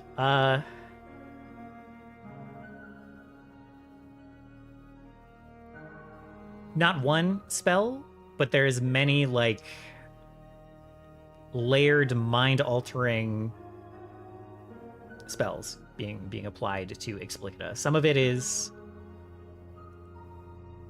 almost rewriting memories and thoughts in a way similar to what a Ruchalik would do.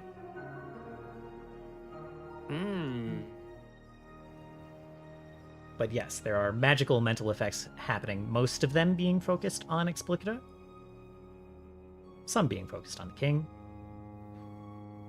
You crit, so do you have any other questions about that? Oh, so the king was being influenced too. Yes. I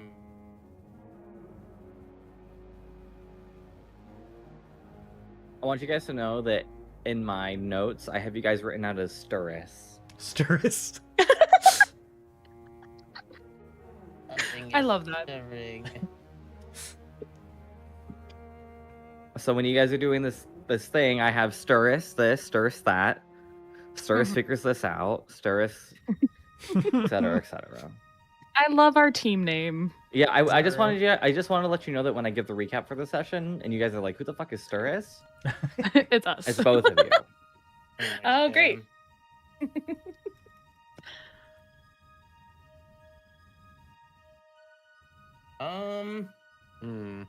What is a good question to ask right now? I still have 2 questions banked from the last time.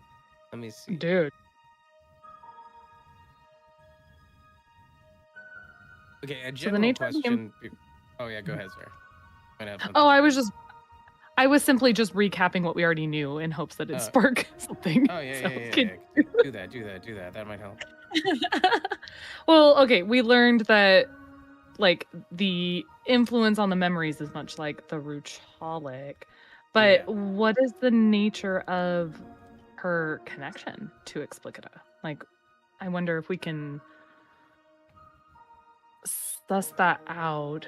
Like, how is she in her head? So for my second question for my Arcana crit, her holy symbol that has like the eyes and the wing, does that seem like it's her focus for this? Is like that maybe imparting her the power, or is she like just using it as a focus in general? Very good question. Yes, but this is much more focused on the ring being the focus than the moon amulet. Mm-hmm. So she's using these abilities that are stored in the ring. No, Using it like a holy symbol. Mm-hmm. Yes, he's saying that the important component isn't the things that are being depicted, rather than the use.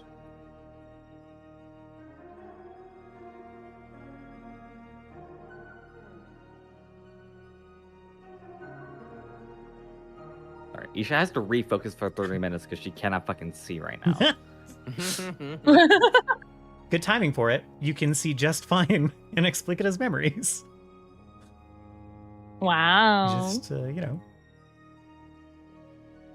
her ring is more important than her amulet. That's what I'm getting. Yeah, you can get whatever you want out of that information. Hold on now.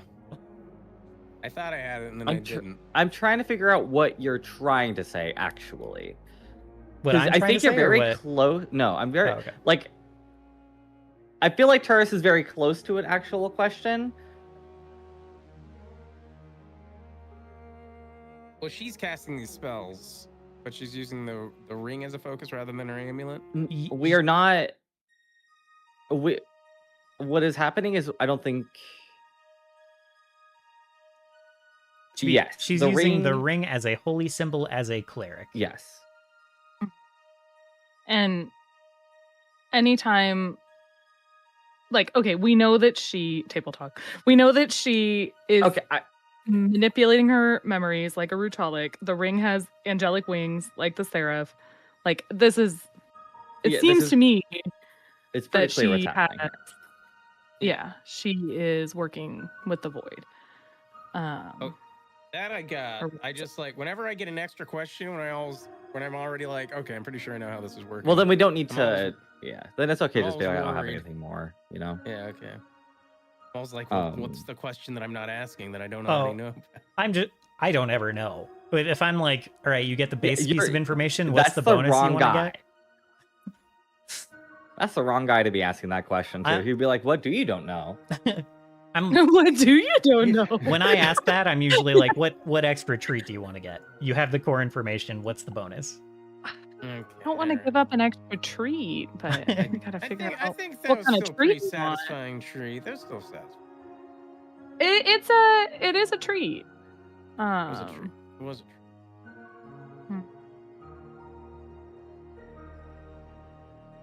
And then does Explicita explicitly understand all this stuff as we're like coming about it, or are we supposed to like? Does it seem like we're having to impart it to her?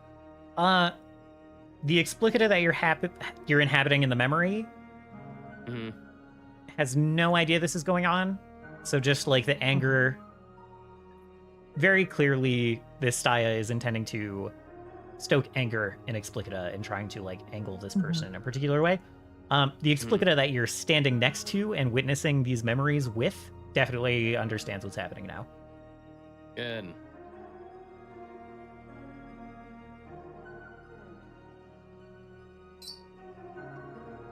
And so in that case, like if this is like Matrix holodeck nonsense, I'll kind of like focus in on like the ring. It kind of has like the iconography of the Seraph. Our enemy has been your enemy this entire time.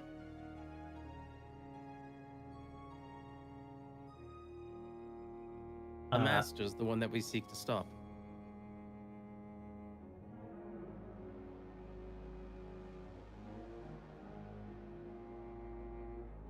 She kind of hisses through her teeth, and again, there's like a flash of Dinala speaking before the fight, and like demanding that this priest be brought before her, and flash of a different kind of anger that Dinala so easily understood what was happening. And that Explicita, she had been so taken by this priest, so unawares.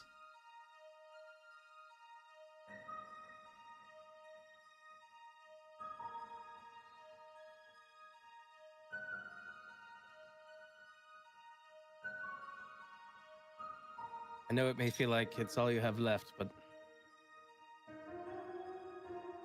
do not let one source of anger just fill in for another. Your desires at the root were pure, genuine. It's not your fault that this priestess of the Seraph manipulated you in such a way. You had no way of knowing it was happening. Till it was far too late, he says, kind of looking around them. Kind of outside of we'll be back in the battlefield now. She kind of clenches her teeth and then relaxes a little bit. Says, I don't know how clearly visible you're keeping the jade dagger, the fang, but that kind of like bright flare that's so overpowering inside kind of like calms back to a flicker and almost evens out with all of the other lights, all of the other points of light, all of the rest of the constellation inside the dagger. And she says,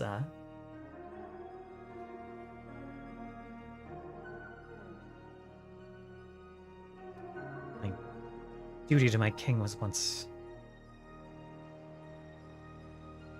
so singular. All that mattered to me.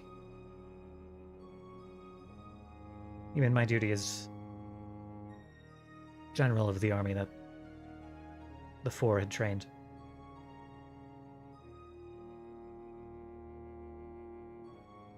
Feels like all I've been left with is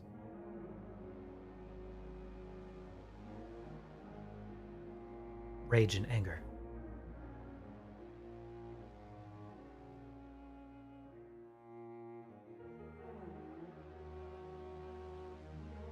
And that rage and anger that used to fuel you now leaves you feeling small, daunted. That was kind of like a few emotions kind of like pass over her face, going toward like regret and then almost surrender. She kind of nods, and the last bit of that flaring point in the jade fang kind of settles and almost disappears.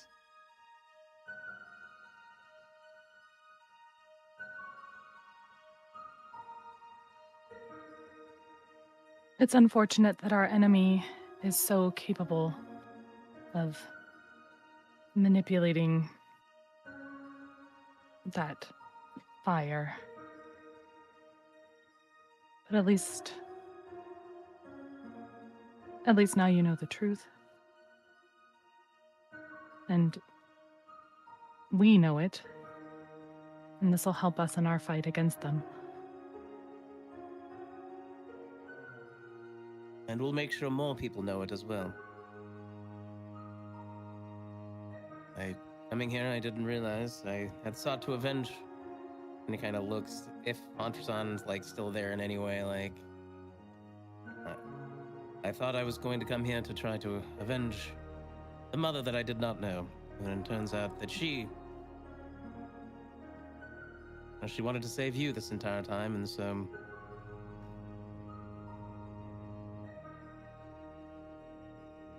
it is now my quest to avenge you. She kind of furrows her brow. There's a moment where, well, more than a moment, a kind of peace, a kind of acceptance was like overtaking her face. And then you start to mention Fontreson. She kind of, and you're talking about truth and talking about Fontreson trying to save her. And she kind of like scrunches up her brow again and like looks a little confused, like she's trying to piece something, trying to think of something, trying to put something back together. She says,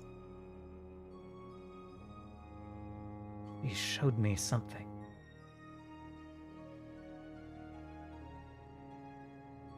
He showed me something and she asked me something."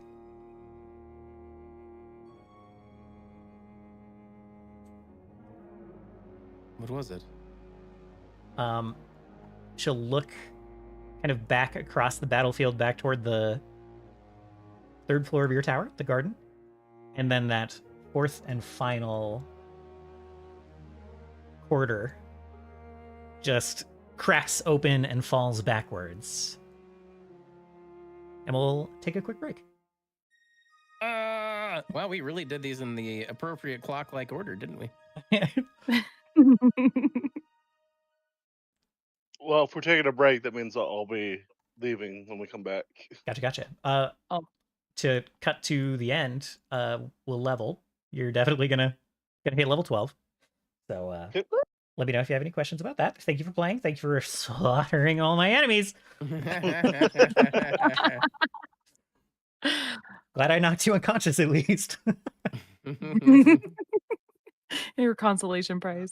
Yeah. Always enjoy the bloodbath. You enjoy your improv class now, Bill. Yeah. Mm-hmm. Have fun, Yeah. Bill. All the people doing improv at Qantas. I forgive you for doing this much more important thing than playing Pathfinder with us. Mhm. Totally necessary. So yeah, next week I can't do. Just remember. Okay. But the next 3 weeks after that, I'll be okay. All right. I will have some appointments I have to do on my days off, so I will stack my next Wednesday. Thank you for playing. All right. You guys have a good rest of your day, night, Bye, whatever time it is. Bye.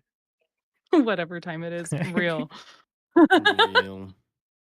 All right. Catch you guys in a few minutes. Alrighty.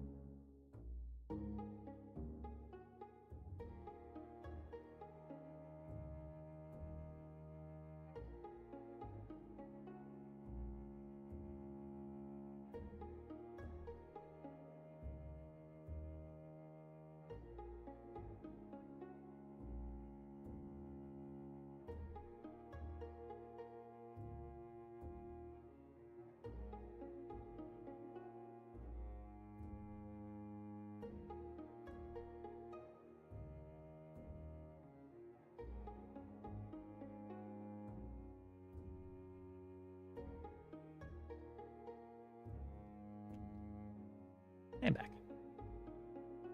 I'm also back, and I have chicken fried steak. Welcome back. That sounds great.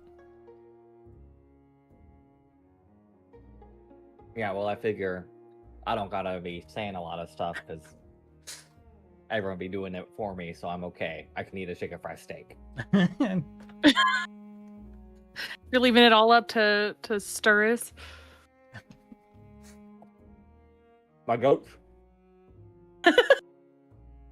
Anything so you can enjoy your chicken fried steak. That sounds bomb. Thank you so much. Thank you so much. You're It is so bomb. welcome. It is bomb. Oh my god. And I had chilaquiles this morning too. Oh my god, you're eating so good today. Dude, I'm Chilaquiles? nutritioned. I'm nutritioned. You're nutrition maxing for real. I am nutrition maxing. Oh, I just had a cup of coffee because, man, I'm sleepy as hell today. I could do with more coffee.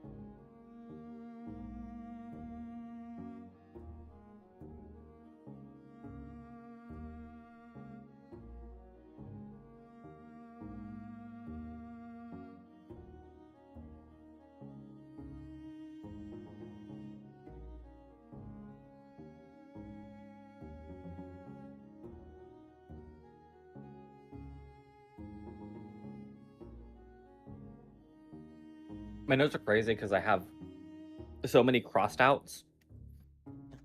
Interesting. I'm like, surely this is what it is. Then you'd be like, say what it is. I'm like, fuck.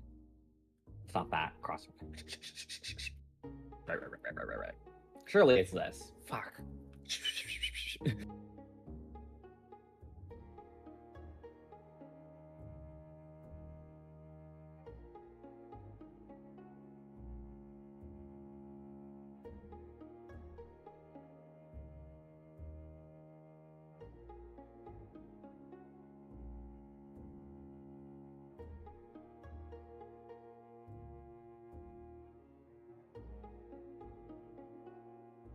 I will say I did correctly guess that the Seraph got his hands on her ass before we were like talking about the ring and stuff. I was like, oh. Excellent aim. Excellent aim. Mm-hmm. Okay. Hello, Secret Lunchbox. Thank you for the raid. I forgot to put the break screen up. But that's fine. We're here. We're technically our session is on break. But it's wonderful to have you guys. I hope you're all having a wonderful day.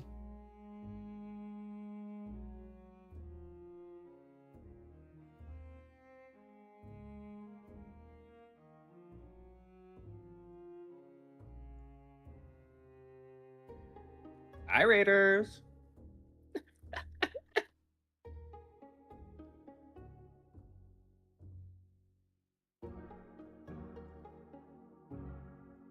Don't actually talk to me, not in chat. I can't read it. I also can't read.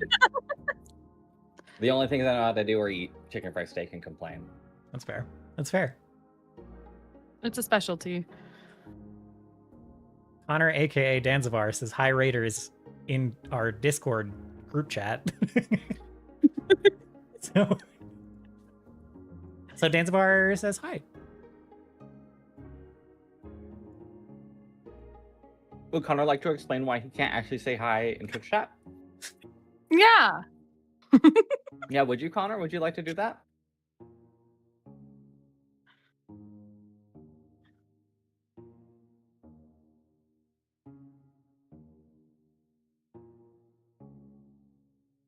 He says typing into Discord more.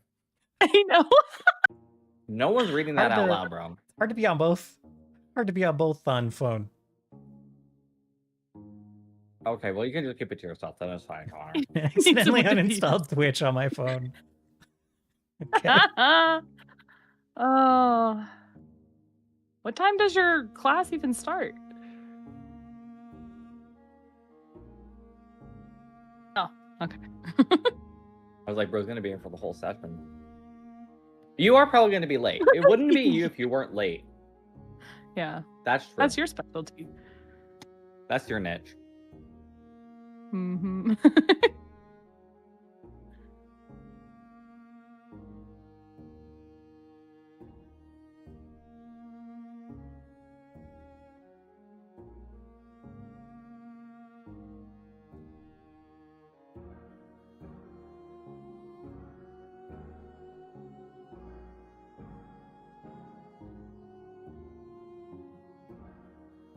It's funny because I, as a player, got just like explicit. I was like, man, Denala's being so unreasonable.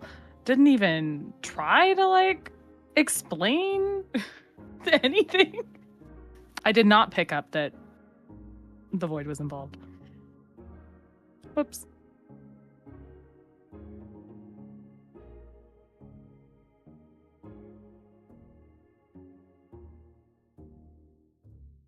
Those void people are so sneaky. They're so sneaky. My pattern recognition is not on your level at all. I need to be shown You need a relic that has wings on it, and I'm like, Yeah, oh no! You're like, no. You're like, here's an image of the seraph. Oh my god, it was him the Oh whole my time. Guys, it's really weird. It's like it's always him. Oh, that's okay.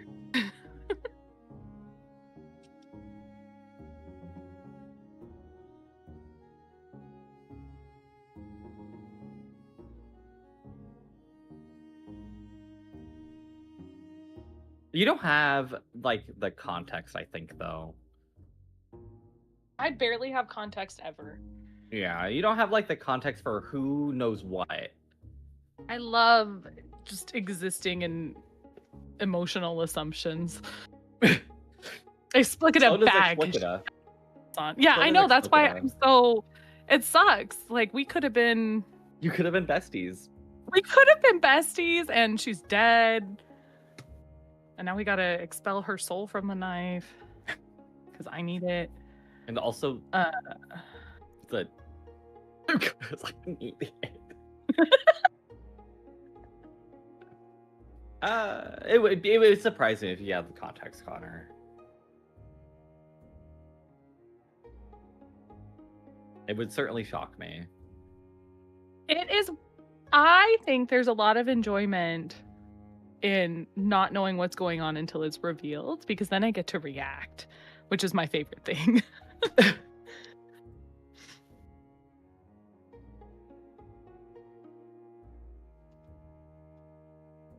Man, did Voraktee go to the grocery store or something? Possibly. He loves going to the grocery store.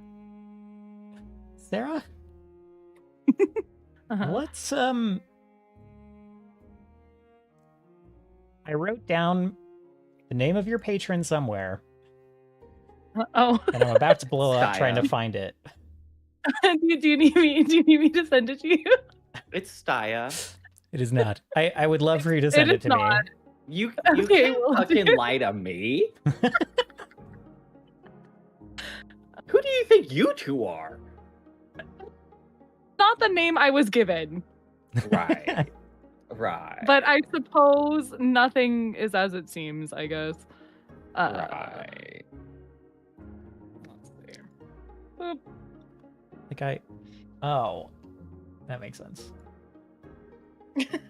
Good. What do you 'Cause mean this has my nothing to search do still with can't it, find but- it. That's fine. I apparently didn't write Yeah, it in it's okay. Obsidian at any point. So let me Yeah, just... it's okay. That's hilarious. It's like this. It's like Let me just this go is to what your... happened for sure. Just go to your bonds. What scares me a little bit is that name is just one letter away from my mom's name. Oh, Or from really? my adoptive mom's name. Yeah. Her name, this isn't, her name is Stara. Oh, I see. Sorry. I was like, hold on. I thought you meant your You're patron, like, wait a and I minute. was so confused. No. I meant the Stara thing. Okay. Yeah, no, that makes sense. You know, I'm trying to do a thing with the names you've put forth. Yeah. It doesn't mean Just there's a coming up with- familial relationship, No, but correct. but there Which is. is every Steno has an S name is the lore that I've established, actually.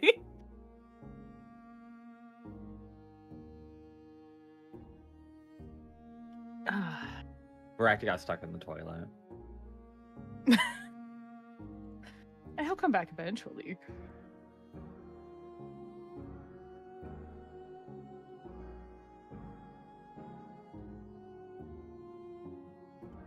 You're officially late, Konnor.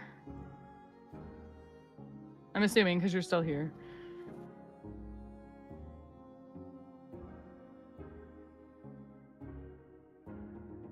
Yay! Good job. Have fun. I'm back. Did you get stuck Welcome in the back. toilet? My IBS sure did. Oh. That's kind of like you being stuck in the toilet.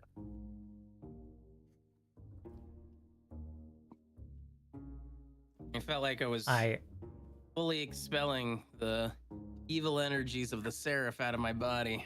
Wow. I bet that Did felt you, great. did you have leafy greens? Actually, as a matter of fact, I did have a salad the other day. The Oh, leafy greens is how no. we are gonna defeat the Seraph. Yeah, we're gonna send Yeah. them to Illinois, and we're gonna be like, get Taco Bell, bro. I appreciate you saying hi, lunch.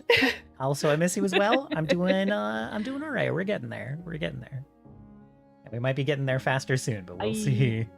Would you rather have diarrhea lettuce from Taco Bell or foot lettuce from Burger King?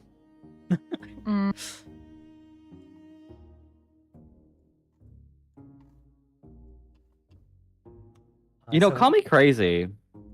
I kind of am leaning towards the foot lettuce because I don't think it'd make me as sick. It's just gross. But Low key, I'm like, give me the Taco Bell lettuce. really, I love pooping. you love being on the toilet. I love You're like, this pooping. is gonna make me skinny. Exactly. Oh, I guess I know to gift you laxatives for your birthday then. Thank you. Mm-hmm. Bill? Mm-hmm. Did Bill fall asleep? No, he does. Bill had to leave. Bill had to. Bill go had to leave for work. Oh, we don't need. Okay, unpause this shit now. What the fuck? Oh, well, It is officially Okay, the okay. Tourist Isha show. yeah. What the fuck? Yeah. I don't care that those other bitches had to go to work or whatever. You're like, unpause the damn game. I'm Yeah, still no, here. literally, I'm still here. I'll end this. Did you finish your chicken fried steak? We're not in yap mode anymore. Oh, I'm sorry. Oh, chicken fried steak. Like, I That's what refuse to answer that. Actually. Yeah, literally. I won't give you the answer till the end. All right. Well, I think we'll all move over together. All right. You know what's funny is I realized why the break took longer is because the moment Varys said, "Okay, let's take a quick break," I left. Sure. But I realized Sure. there was time where people were like, all this other stuff, and I'm also Uh-huh. Yeah, we're pre-break yapping, and saying goodbye to Bill when you left. my bad.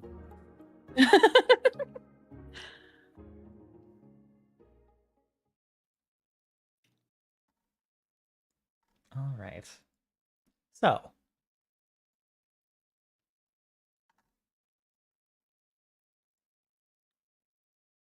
you heard this wall crack and fall open. And as you approach this final memory, you see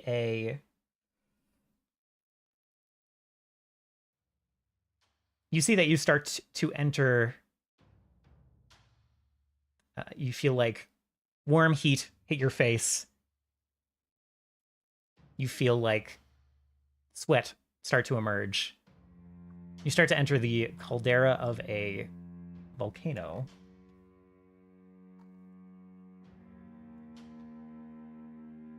And very quickly, your own senses kind of fall away and you start to experience this memory more directly. You feel a rush of wind, a kind of familiar lurch of teleportation, but the person you are inhabiting in this memory is used to it. They command the wind. And you blink the sun from your eyes, the light brighter than most places you've been in this caldera. You know, experiencing this memory, that Sulfurin Calidris has called you here, along with your fellow guardians of the land. You've arrived first, barely. A pale portal cracks open across the chamber, and your brother, Lakuta Kadakis, arrives. Gives you a nod, and you return it, waiting for the others to arrive and the meeting to begin. In this moment of quiet in the memory, like when you were experiencing Explicative memory, you have a chance to draw on the thoughts of the person who experienced this memory firsthand, Fontrason.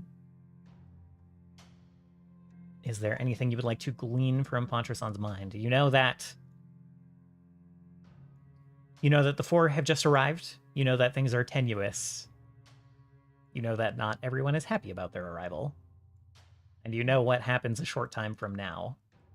You know that the memory from the temple, the negotiation with the acolytes, that has not happened yet.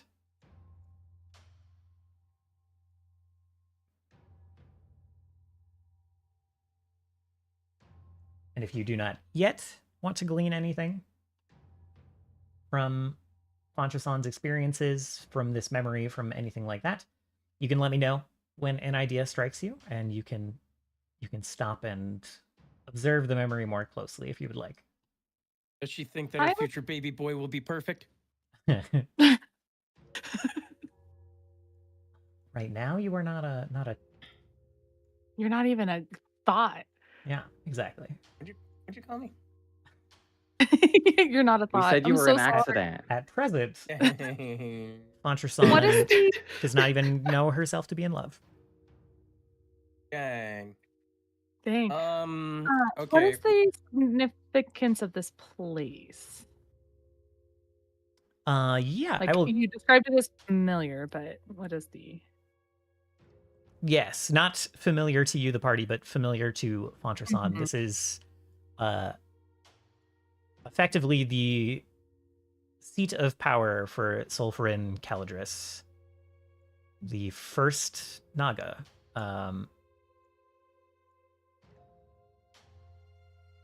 The closest thing to a temple that he has.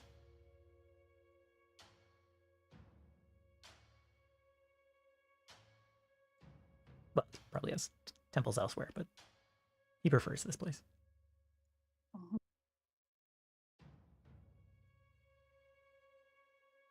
One thing I'm curious about is what are mine, Fontrason's? What are the current thoughts dwelling on before this meeting? Yeah, lots of anxiety. The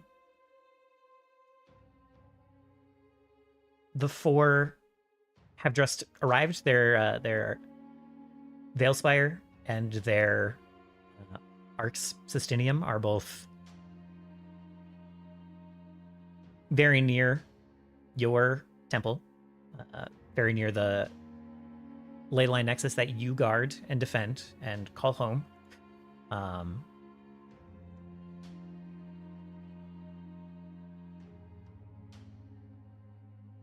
And tensions are high. You know that the other gods of the world, many are not happy at the arrival of these four. And you know that the four and their forces have been setting up a defensive posture in response. And you have a general bad feeling. Mm-hmm.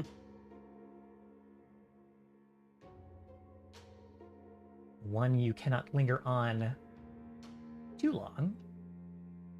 I mean, you as the party can pause this memory effectively whenever you like, but Fontrason's thoughts are drawn instead to the center of the chamber when a solar flare,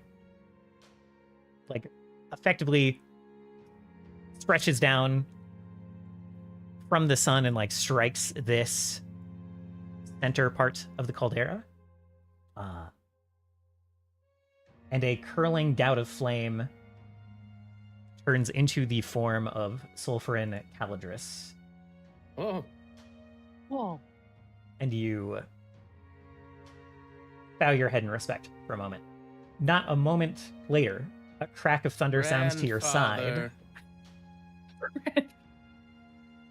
Not, Not wrong. More their god than their dad. What up? Anyway, you hear a crack of thunder to your side, and you hear Visitia Persophius' voice emerge from the echoing rumbles. Well, maybe a touch more calm and a sense of fondness that you barely recognize, but and you hear her the moment you hear what she is saying, the sense of calm kind of turns back into anxiety. But three of the four guardians are gathered, and you hear Visitia saying, Lord Calidris, we have much to do to settle our new guests. Many are wary of them, and our protection of them does little to ease those tensions. You understand why they were invited here, myself included. And Calidris, voice booming, echoing from the rocks around this place, says, Prosophius, Obsignus will arrive shortly. He too must hear me. Patience. And then you speak. You say, Sulfurin, I agree with Visitia. With even a short time away, things could deteriorate. If we do not find a way to establish trust, war will come. Calidris turns to you, eyes and mane of fire, and says, War's here, child. And Visitia starts to interrupt again, saying, all the more reason to leave. We must prepare. And Calidris just bellows, shaking the rocks in this place. Silence! And there is a moment of quiet, somewhat awkward. Visitia cowed, kind of biting her tongue, maybe literally, looking annoyed that she was silenced in such a way. And then, arriving on this fourth stone, I thought I had art of him, but I have forgotten, so we will use someone else. But arriving on this stone is kind of a white-haired, white-bearded man, kind of a sort of rounded belly, looks wrinkled, but not, unlike the others, not stressed. Fontrason, being quite perceptive, knows that this is a front, but Arober arrives as a elf in this case, a kind of a rounder elf than most have seen. Unlike the others, no flashy entrance. It is like he just steps onto the rock and is there. And he opens his mouth to say something, but kind of looks around the caldera at everyone else's expressions. Visicia's kind of bit tongue and thinks better of speaking and just bows his head. And then Caladris starts to speak again. Says, "My children, my favored stewards, you've all sensed the unrest. It is too late to calm it.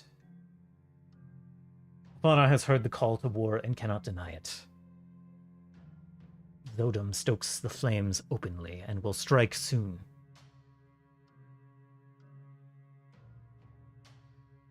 The Four will know this." And Caladris kind of looks over at Arobara, says, "I do not suspect that these four will wait for them to strike."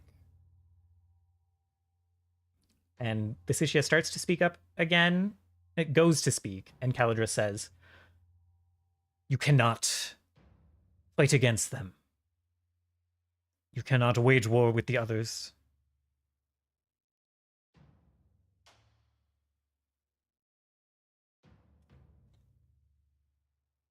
You have been protected, in a sense. Your duty was to keep peace. For the Nexus is to be places of sanctuary for those who could not defend themselves. This is the duty you put to your warden.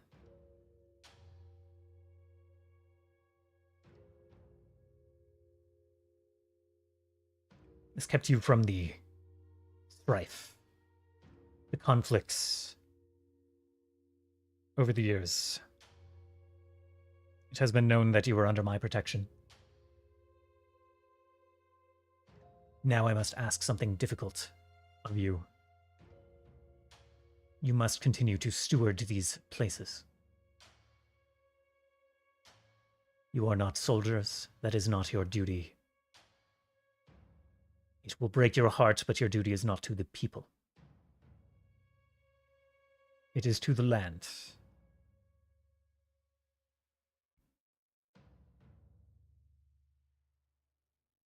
And if you fail in this duty, I have seen this land burnt to ash before.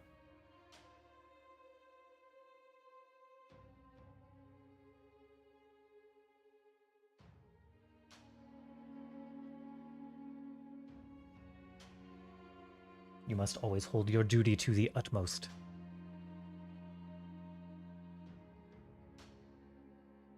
And you must keep the land.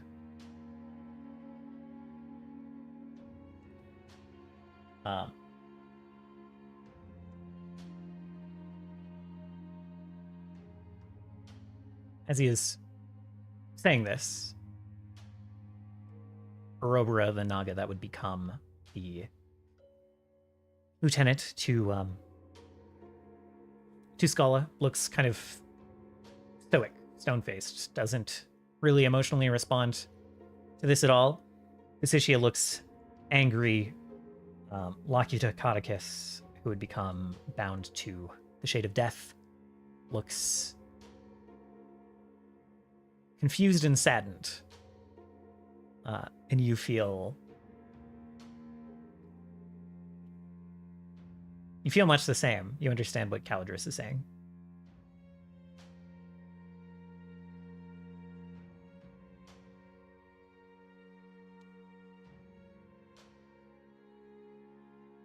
And you... It still doesn't quite sit well with you. And you look up to Calidris and say, "And we are to bow our heads to these four. To turn our backs on those we've protected and just let them fall." And Calidris kind of... His face is difficult to read, even for Naga.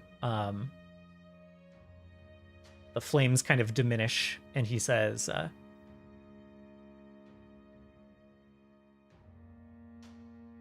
"Fear. More than that,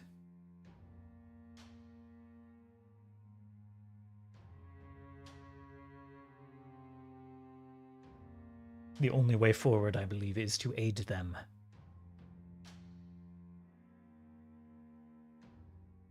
Otherwise, they will oust you."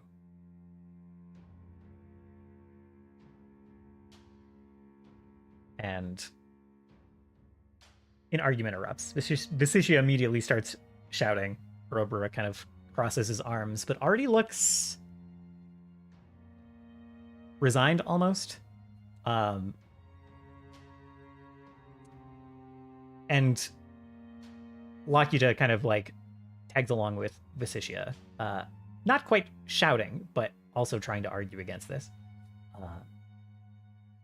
And Calidris calls for silence again and says,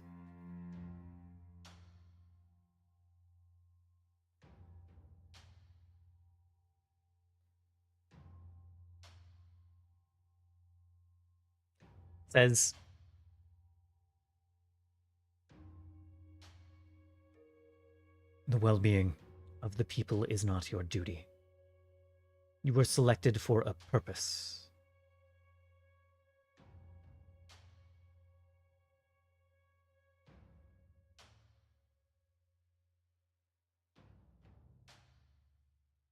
You must adhere to that purpose,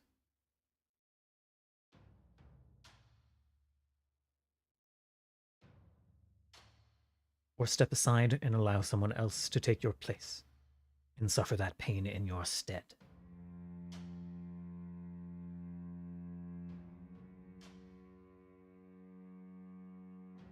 He kind of like looks around to each of the Naga, each of the Guardians in turn, and says,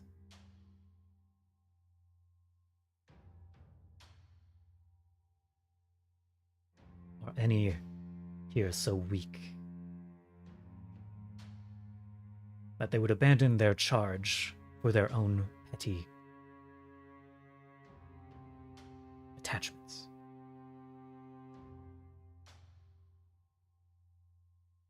And a silence, somewhat simmering for some of them, kind of washes over the Naga.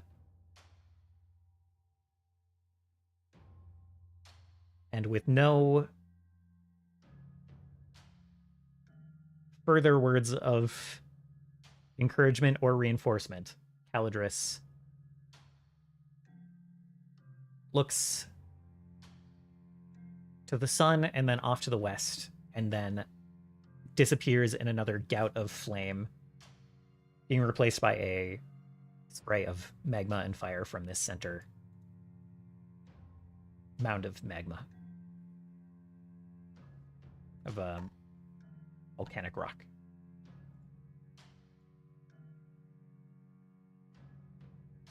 And one after another, the Naga all turn to leave.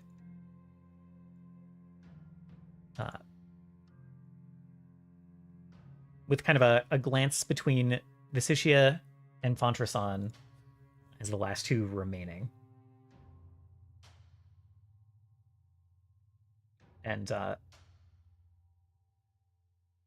Fontrasan kind of like, you feel, since you are Fontrasan, you feel kind of despair, kind of what would be a tightness in your chest in your more humanoid forms, and then there is a sense of like loosening, a sense of relief when Visitia says,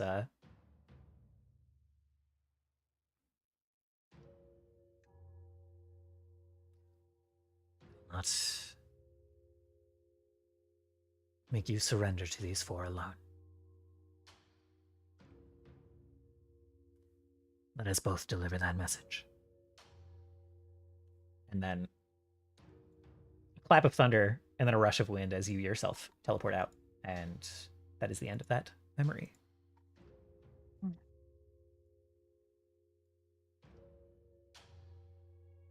That was directly before the temple memory in the bottom right-hand corner, right? Yes, correct.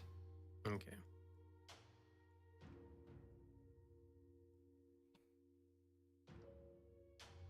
Explicita kind of like walks into the space and like looks around.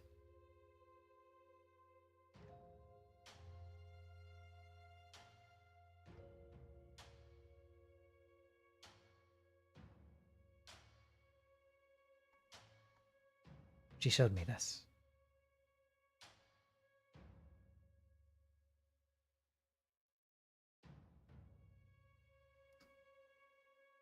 I understand duty more than most and more than anything else I understand.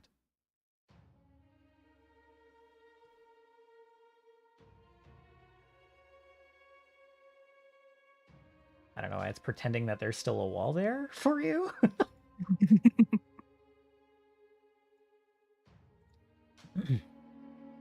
But if you turn it off, pathfinding it should let you walk around.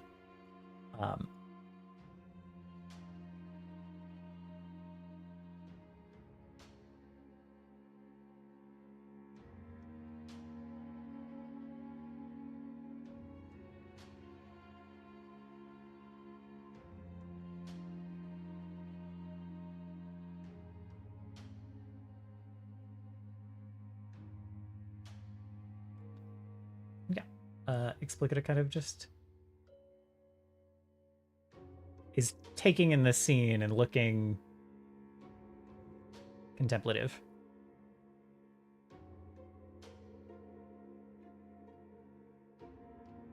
How was seeing it again different this time?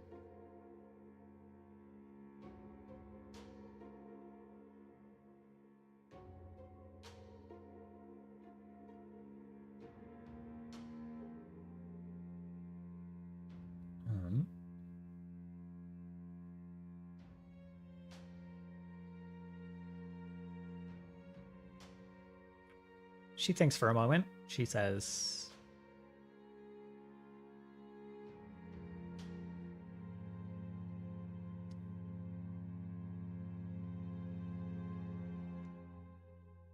I remember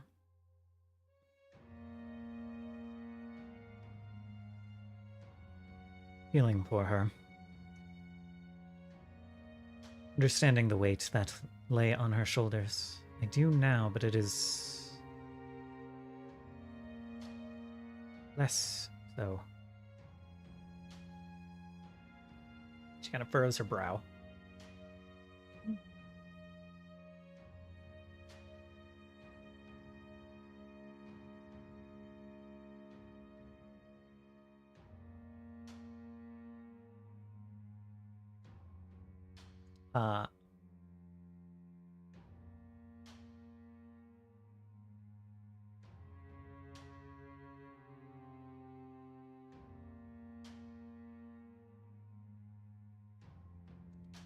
She asked me for something. She asked me a favor. What was it? Go ahead and make a perception check. All three of you can. Alright. As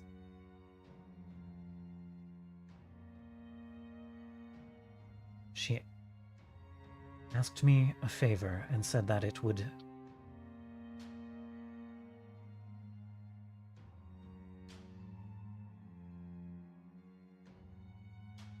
said that it would take the strongest part of me and that it would make things more painful for me.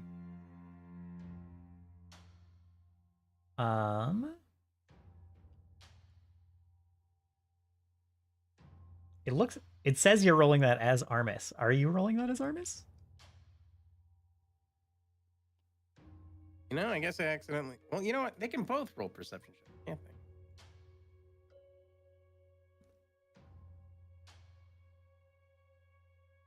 they? Fail. All right. So, Varys, you see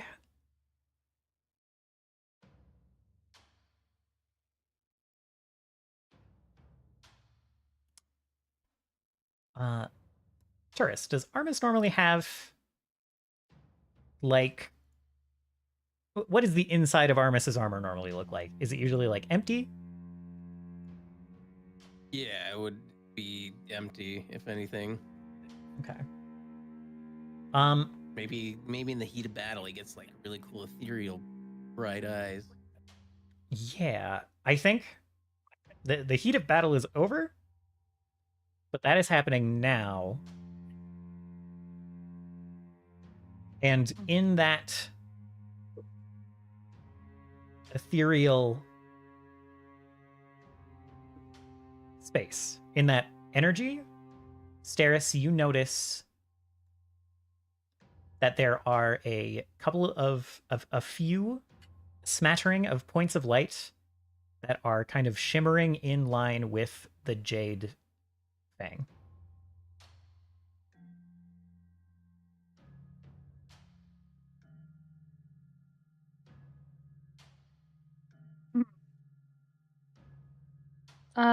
Stars will glance between the two and then point it out to Turris, asking him to hold the blade closer to Armis to see what happens. Oh boy. Science is parenting on my poor son. I didn't say to stab him. Yeah, Turris would like hold up the dagger kind of parallel with the energy in Armis's helmet, kind of observe. Just see what changes, yeah. A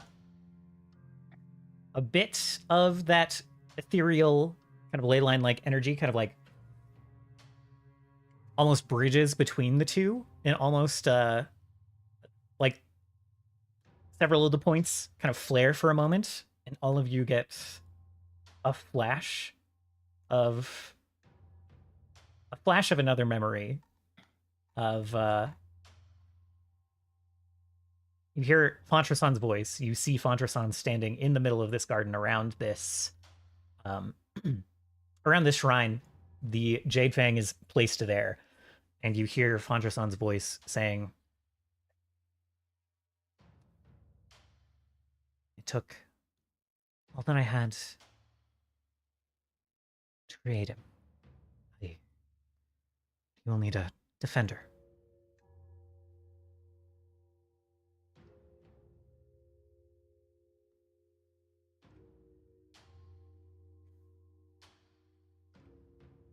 You have seen the truth of things. You know. Kind of looks sorrowful. What you have done. What was done to you.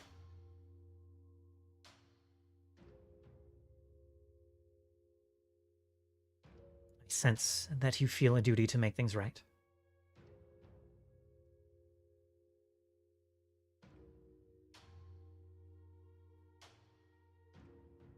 Others may not forgive you, but I never blamed you. I will ask.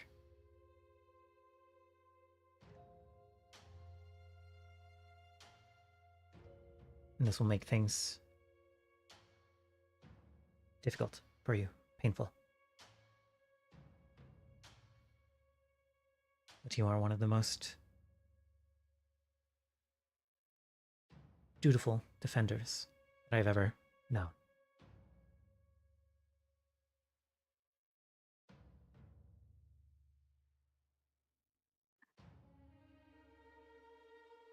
and like this kind of ghostly form of Fontrason kind of like presses her lips into a tight line and then says,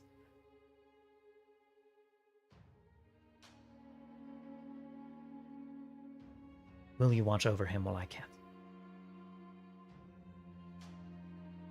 And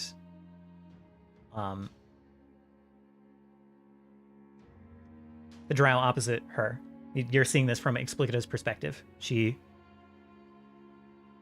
nods. She says,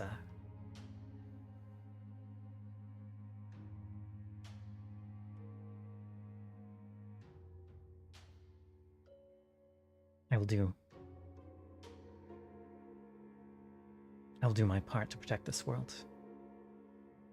Make up for where I have failed it in the past.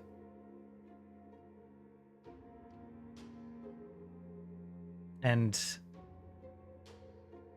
Fondrason nods and like takes the Jade Fang and says,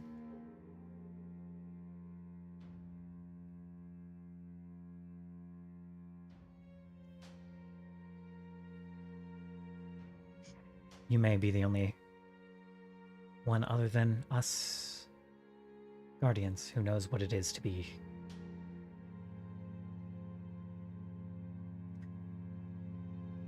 to serve in this way for so long.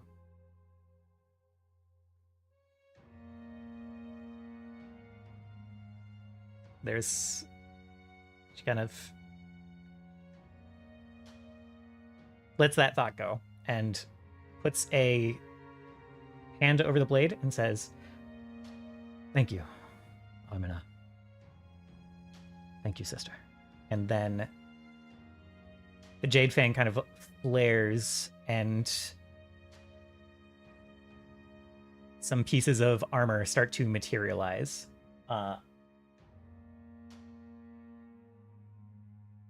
As some of the lights from in the Jade Fang shift into this materializing armor.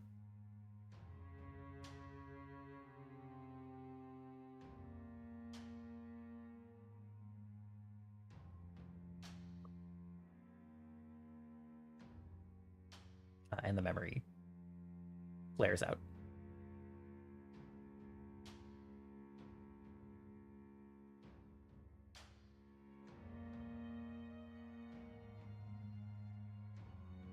She's been with us the whole time.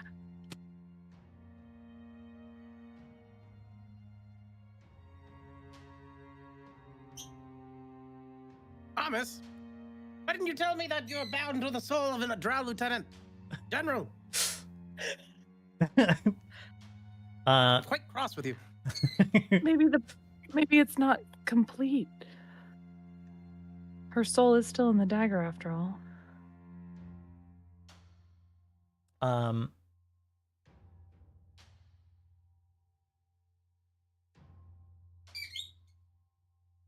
You get... That was the whole memory that Explicita saw. Uh-huh. But as you are asking this, the ring that you're wearing kind of feels just a little bit warm, and you get a couple of flashes of that. You get a scattering of those whispers. You see a flash of the Jade Fang, that bright spot, kind of flaring as this began to happen, and Fontrason having to stop the transfer, having to sever it before the warped part of Explicita's soul was transferred to Armis. Oh.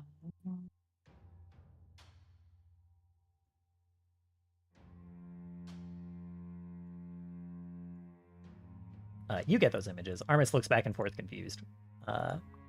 It couldn't be completed until we helped her find peace.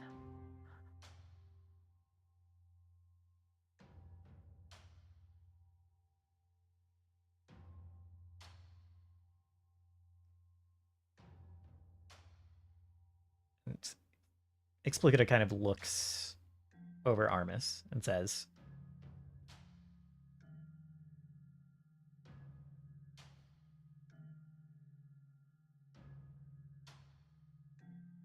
I sense a piece of me within. A sense of duty.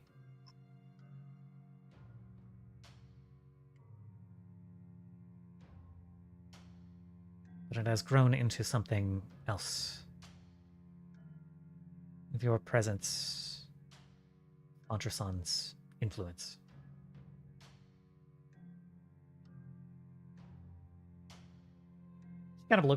She looks directly to you, Tiris, and says, he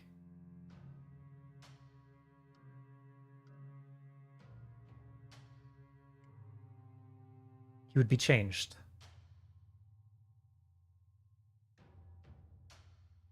If I were to join him.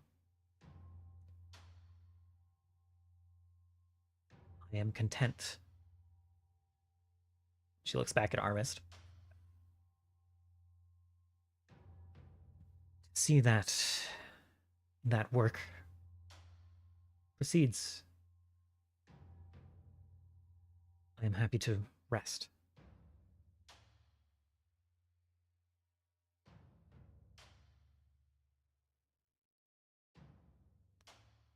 To rejoin with this better part of myself when the duty is done.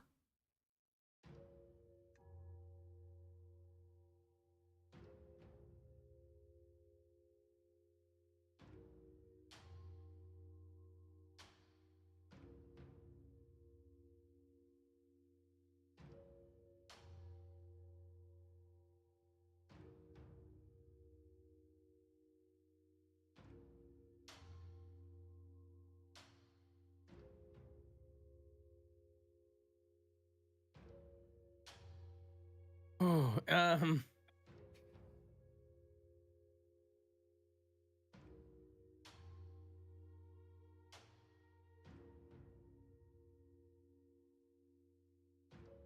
She could fight with us now.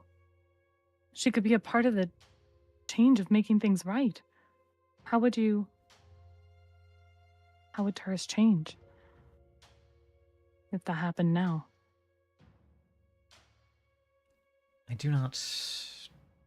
He would not change. Only his defender, this Armis. Mm.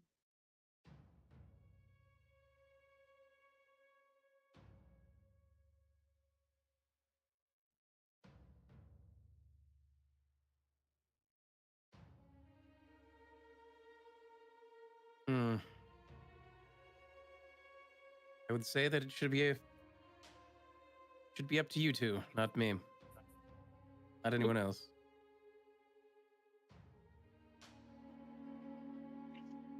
And you've fought for so long, you've been angry for so long.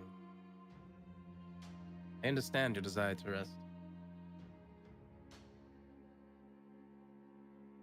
And oppositely, I understand of Armis, wishes not to be changed in ways he might not understand. But I will also say, we are on the precipice, coming to the climax of this great war. We need every edge we can get.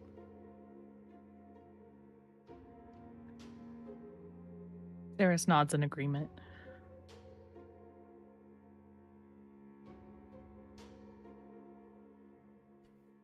Do not betray yourself with the pretty words of people who cannot truly understand. Who are you saying this to? Just look at him. Yeah. She looks over to you.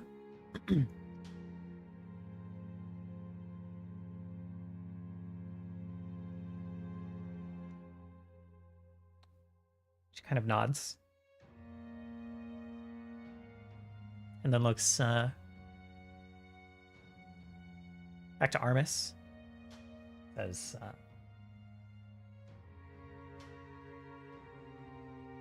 I think she doesn't say anything. She reaches out and like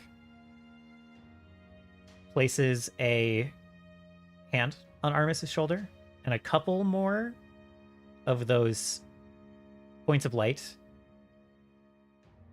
kind of slide from the Jade Fang into kind of Armis's ether. And then she steps away. Says, I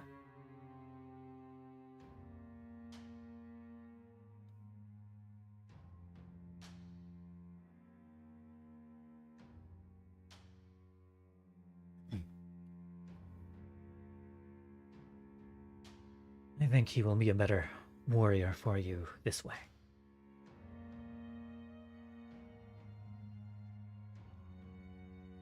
The burdens of the past already haunt you. I think the rest of me would drag you down. But that does not mean I don't have a trick or two to teach your friend.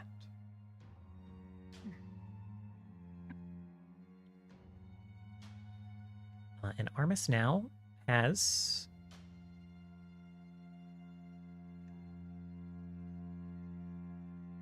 I will get it to him, but he now has the interposition reaction.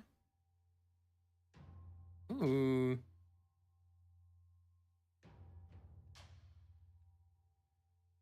Which does in fact just put Turris in more danger, but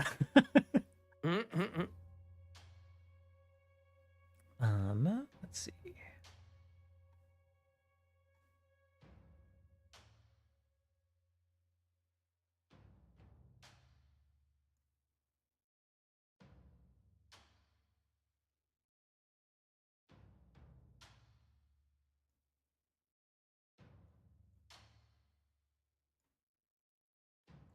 And perhaps more skills will reveal themselves over time.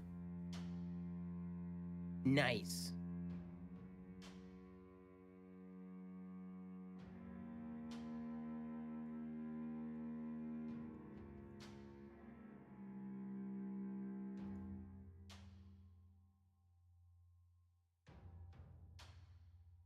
Oh, I was just able to drag it over. Sick.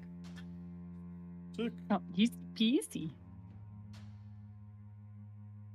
What of the rest of you? We were told by the familiar that this dagger needed to be emptied by our arrival to Eden. If you don't join fully with Armis, what happens to the rest of you?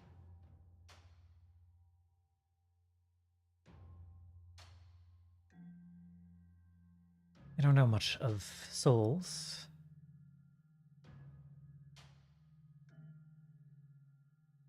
She kind of thinks for a moment. Like almost instinctively looks at Isha and says, I suspect that I would wait in the boneyard until the rest joins me.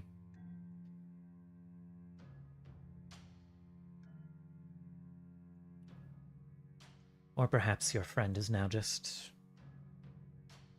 someone entirely different.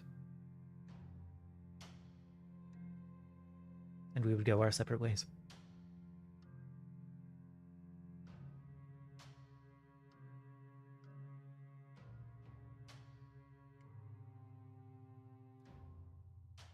I am no scholar. I cannot say.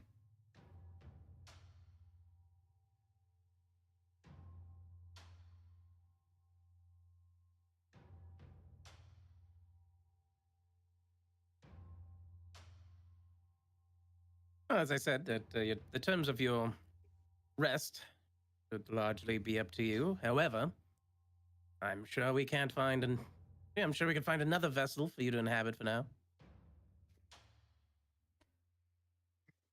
It would be a brilliant experiment considering our recent research dares. I can't deny that.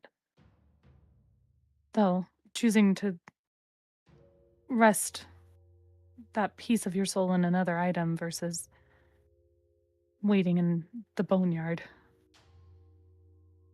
I don't know. Neither seem ideal. I suppose the choice is yours.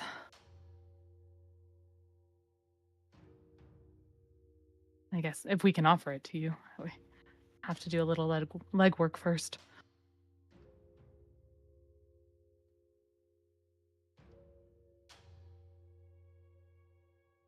I don't know about y'all, Do but I we? don't think I have any items. Do you have a solution in mind? Isha just kind of. Who has the dagger? Harris. Paris?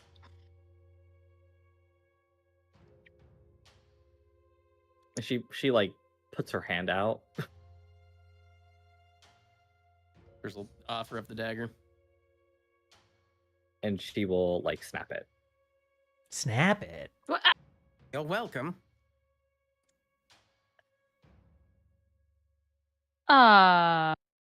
Interesting. Do we get reactions to try to prevent this? Hmm.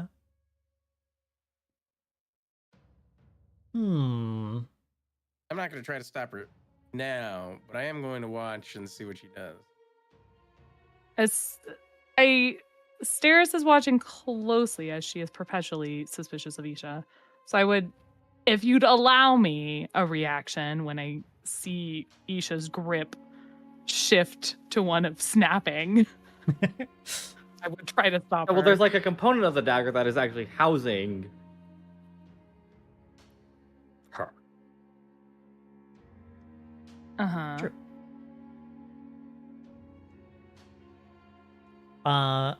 If you would like, how do you want to try to stop this? I guess I can't cast a spell as a reaction, huh? Not unless you have one of them handy dandy reaction spells. Yeah, I sure don't. I would let you try to thievery to snatch it up first. Mhm. I'm just going to use my new interposition skill for Arn. And he's going to trade places with the dagger. It's going to be snapped in half instead of the dagger. I accept that. Unfortunately, that also snaps Turris in half. Would be It's a sacrifice I'm willing to accept. Sacrifice you're willing to just accept. camera zooms outside and you just see the tower suddenly just snap in half. Snap in half. We are all The dead. entire tower. Oh my TPK. god. Perhaps we could flavor it as using my like emergency torch. Trying to perhaps cast glass shield like between the dagger and Isha's hand. You can give it a shot. Let's see, what am I rolling? I would probably your spell bonus, your spell attack. DC is pretty hard here, I think. That's okay. Okay. You go to try, and Isha grips it, snaps it before you can get there. There is a flash of light, and you see this image of Explicita kind of close her eyes and exhale, and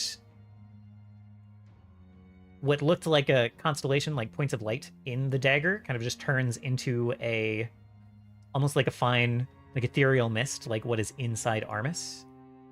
And then that quickly trails off into the air and disperses. And finds its way on its own to hopefully the Grey Door.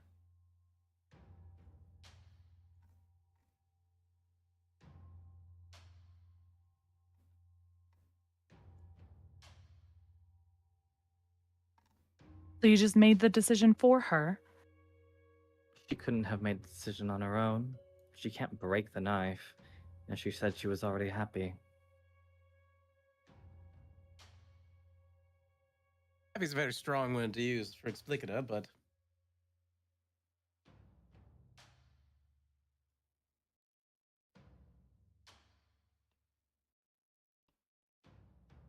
what's done is done.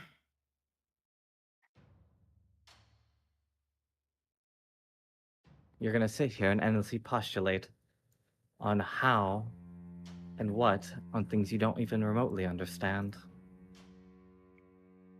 Sure. Things we're trying to understand. We could have found a solution. She could have been an asset. We need every edge we can get for this war. Yes, the asset who admitted she was already manipulated one time. The two dreams that came from Explicita in the distance kind of turn gray and start to fade away, and the walls kind of rebuild themselves along the southwest and northeast quadrants.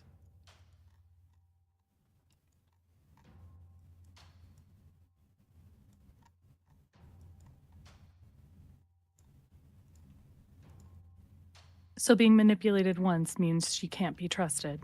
One can't learn from their mistakes, can't grow from their experiences. She is already dead, Steris. But there's a...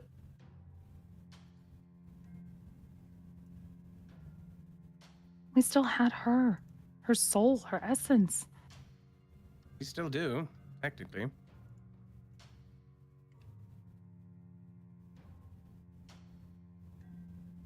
You have a snapshot of a person.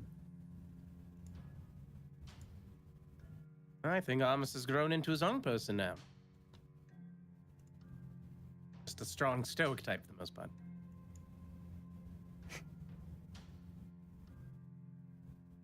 Armis nods. Yes, sir.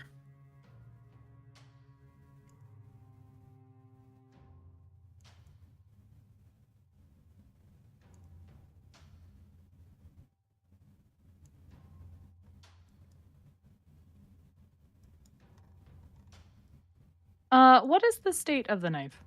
Of the dagger? I think it is snapped in half. Well, Isha, can you describe in what way you snapped it in half? Right down the middle. In the way that it's in half.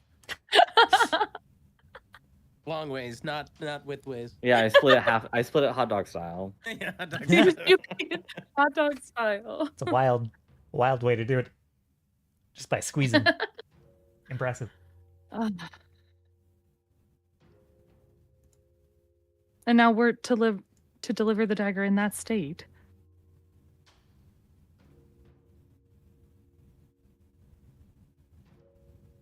I don't understand why you think that things can't be rebuilt.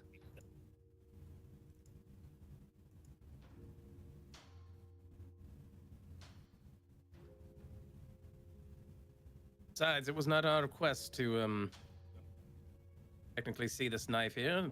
It's Isha's.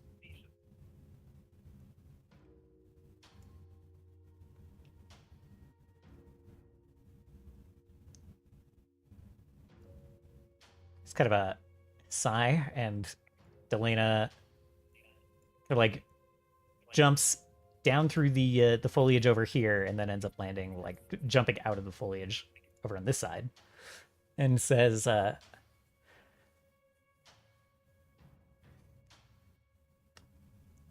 things can be fixed. Did you have a method to clean up your mess?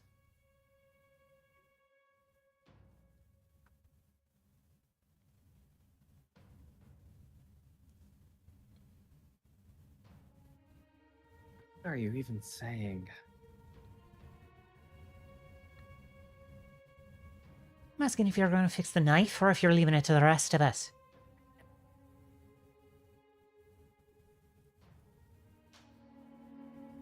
I can fix it. Go on then.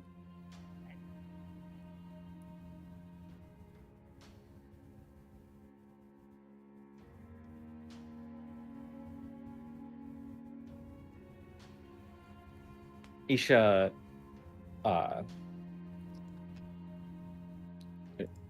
she pulls like the two knives and oh, by the way, sorry, I hear a little bit of an echo.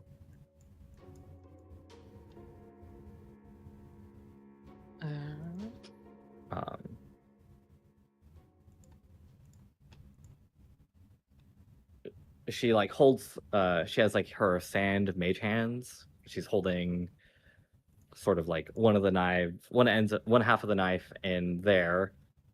She pulls out the orb that sort of like sits in her chest.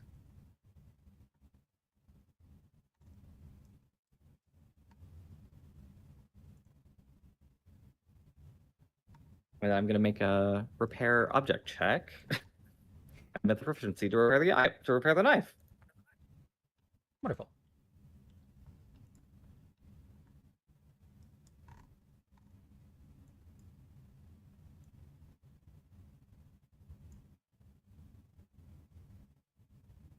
So this is plus 31. Instead of plus 15? Let's see. It's just like plus 10 here. Gotcha. I think it's plus 8.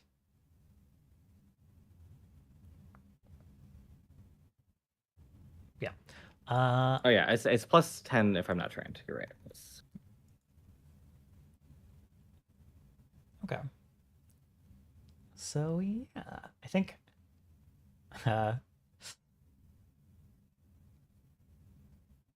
you managed to fuse the pieces of the Jade Fang back together. Very nearly as it was.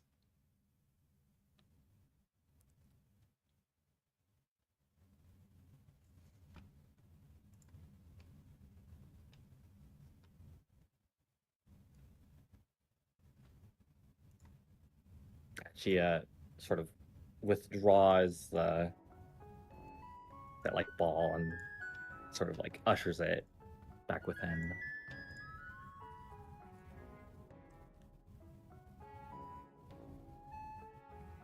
How does the knife look now? Roll me a perception check.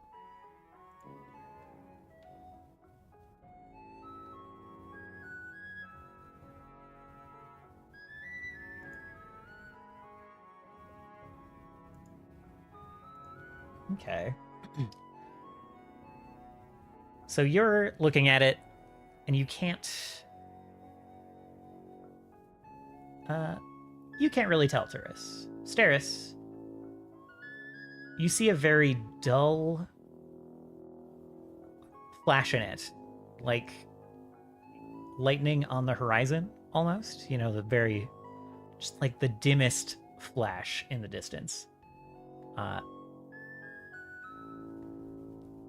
And you swear you see a new constellation of lights inside, but it is so dim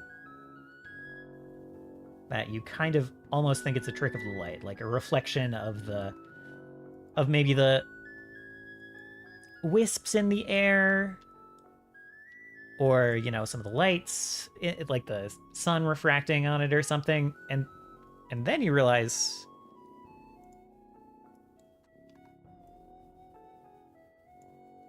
that many of the wisps are gone.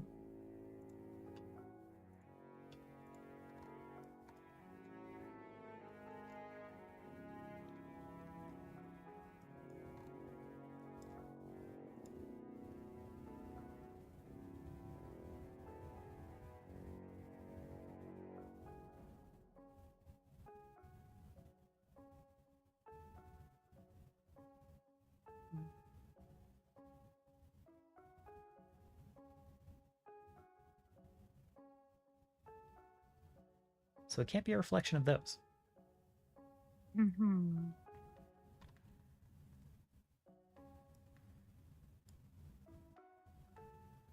I'm not so sure that dagger's been completely vacated.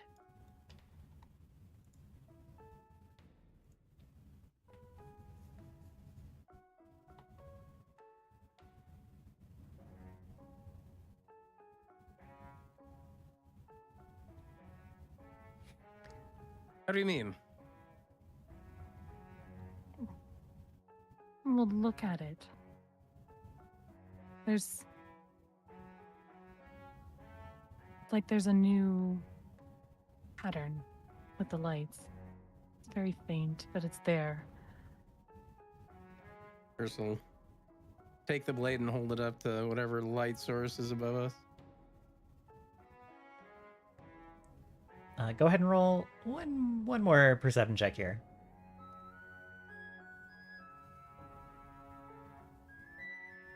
Can I use my crafting?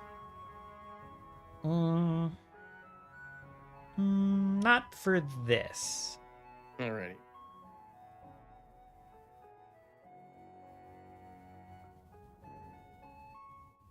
You do see just the faintest motes of light inside, yes. Well, who's this then? Kind of looks at the cat. She kind of... Yeah, who is that? Looks at Isha. Delena kind of scoffs. It's like... Well, it weren't explicated that slipped inside. She's all gone, other than the parts that you deemed worthy to keep. Maybe it's just smudged. Squints. Is the cat grinning, or is that just kind of how the cat looks? We should kick it in the mouth and see.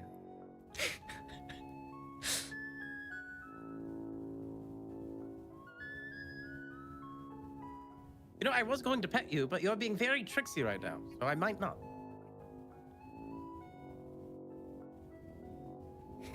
Delena just tilts her head. All four eyes kind of looking at you. They blink in sequence, not at once. Well, at the very least, it seems that whatever properties it has to contain things within are working, or perhaps it is permanently stained.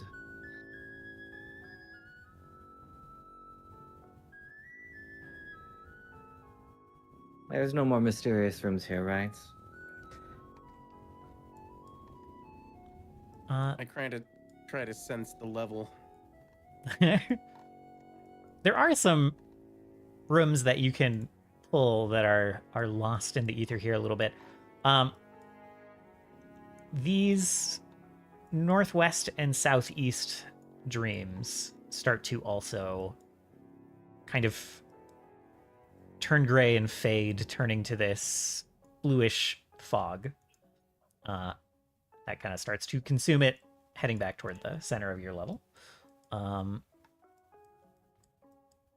We can spitball some rooms that you may be able to gather from here. There's obviously the garden, this kind of protective shrine that could be repurposed, the electric labyrinth. There is Entertainment or something. right. There is, for instance, this dream stuff is going to stay here.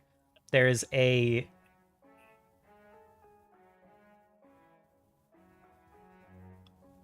kind of a... You get the sense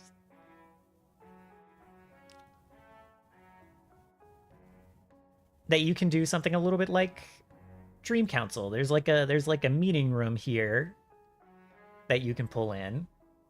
Kind of like a what do you call it?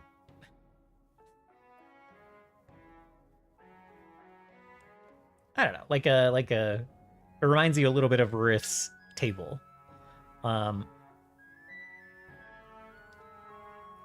You can give people a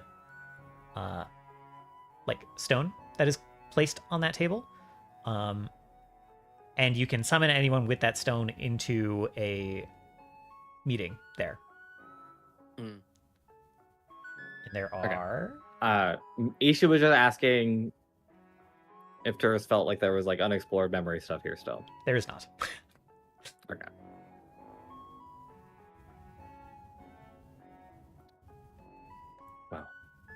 I have been pushed well beyond the limits I had expected. Self-discovery does that to you. I feel like that has a different meaning to you than it actually means, Terrace. He'll kind of smile and shrug and keep eyeing, kind of just watching the light in the knife.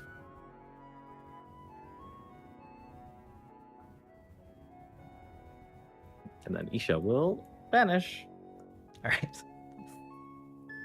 Hard to thievery check.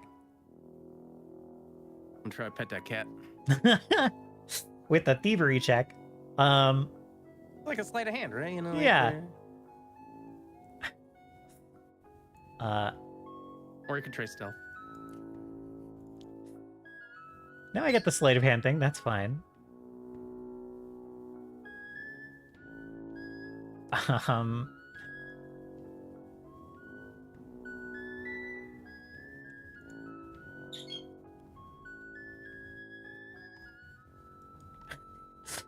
think she sees this manipulate action coming, unfortunately for you, and will take a reactive strike.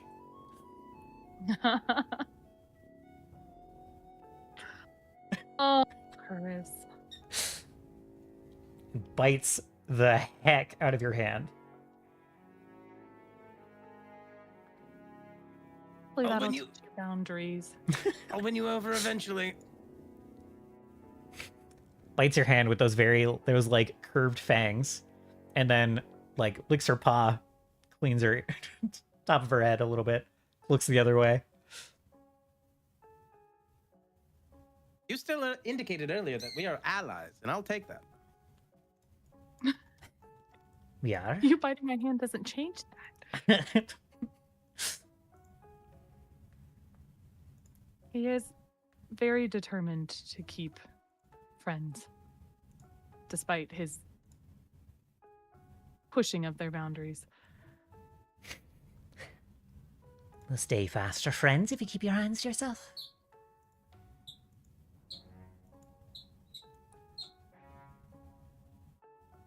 Then jumps into the ground and appears in the tree.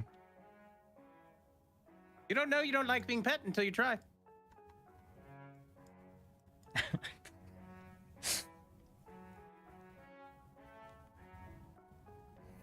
I think she says, not going to make things that easy for you.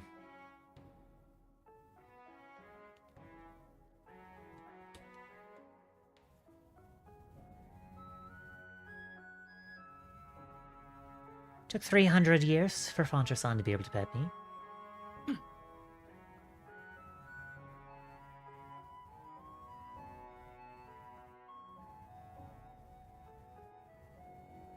And I'll do it in 100.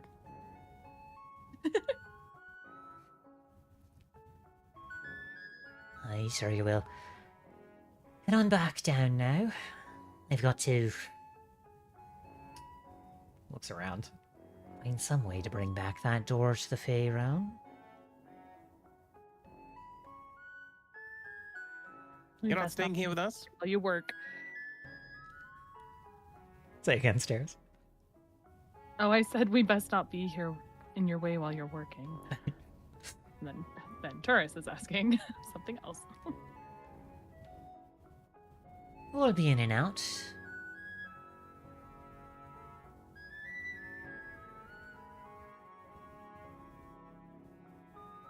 But I've got more to think about than your little problems over here on the material plane.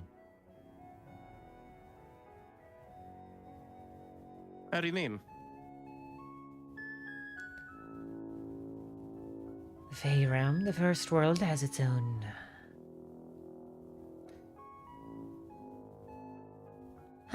concerns.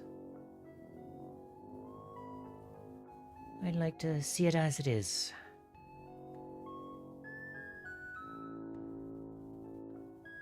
Well, it's still hard to be seen.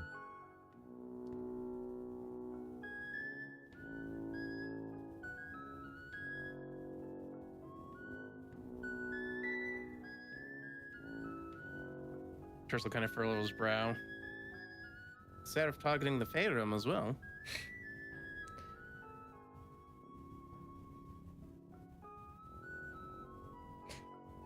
Not.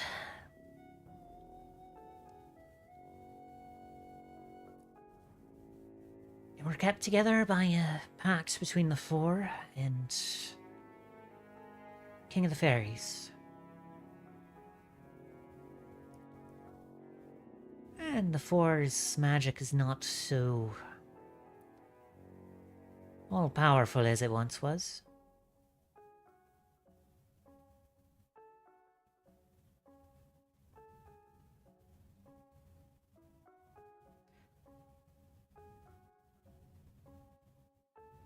Well, what about this king? What is his endeavors these days? Delena kind of snorts, says, "One world at a time now, Stone Man." He'll smile and shrug.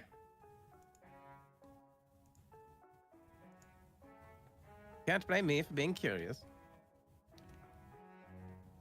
Yeah, but your curiosity tends to lead us to have a much longer to-do list.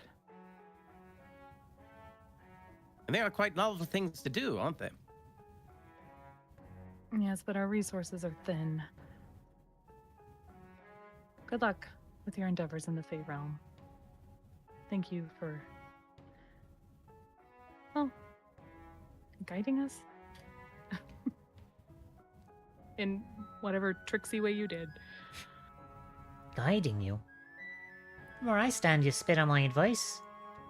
All this trouble to let her go. And she'll kind of wink at you and dive into the tree and disappear. I will pet her.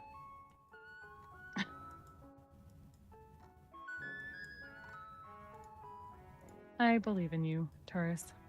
You put your mind to something and it tends to happen.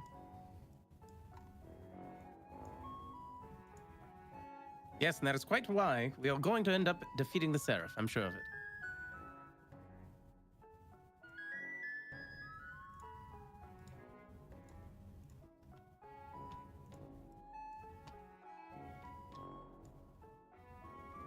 So, I imagine you head back down before too long? Mm-hmm. All right.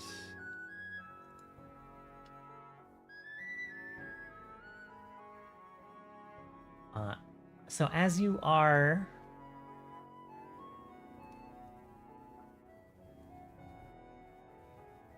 descending the steps to go back down to the previous floor, get to work reforming the garden level. I'm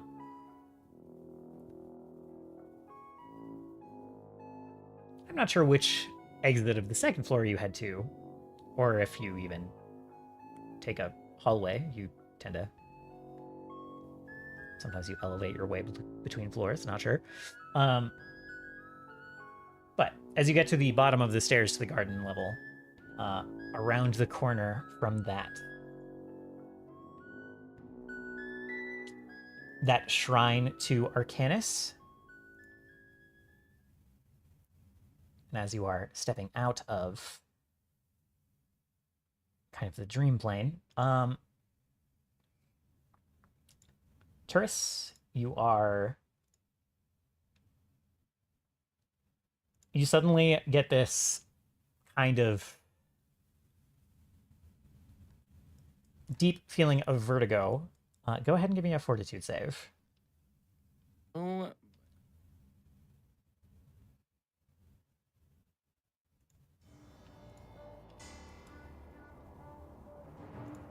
Incredible. So you get to that bottom step, you get this feeling of vertigo, and you just fall forward and faceplant on the ground. And you hear, and in fact, everyone in the tower hears, kind of like echoing from a distance, a voice that you recognize as the Seraph, saying, "Followers of Arcanus, of the path of the midday sun, I have inherited his power, his path,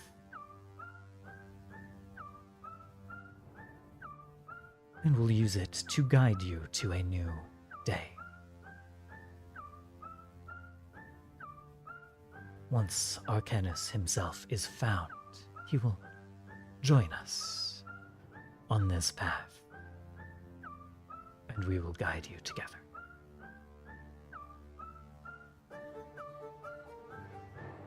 Do not fear.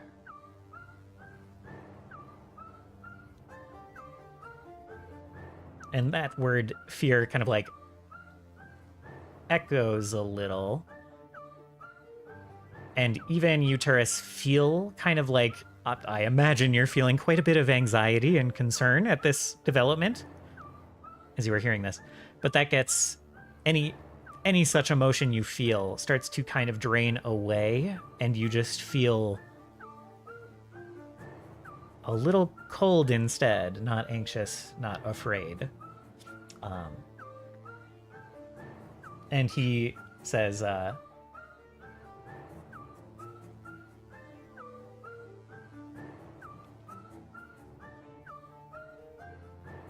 once the four have joined with me, we will all walk a most glorious path. And then, almost like he's turning his attention directly on you, Turris, the voice was echoey, was almost distant, reverberant, and then you hear it up close, like someone is speaking into your ear. And and he says,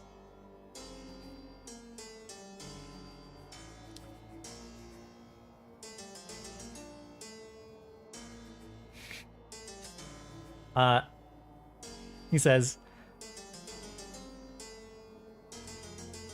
I will be seeing you soon. And then the voice fades. Your senses kind of like come back. You still feel kind of cold, kind of clammy.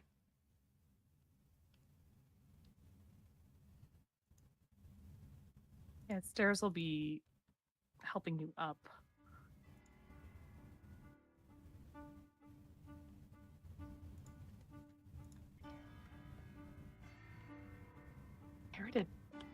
Inherited Arcanus' power. What does that mean? How? I know not. But we must find out, Paris. No.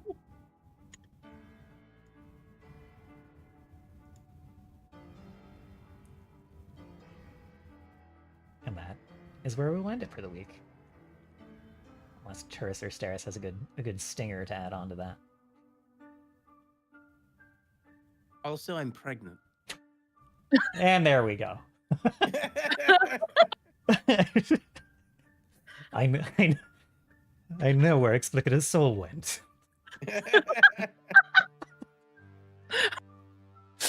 You're giving birth to the reincarnation of Explicator.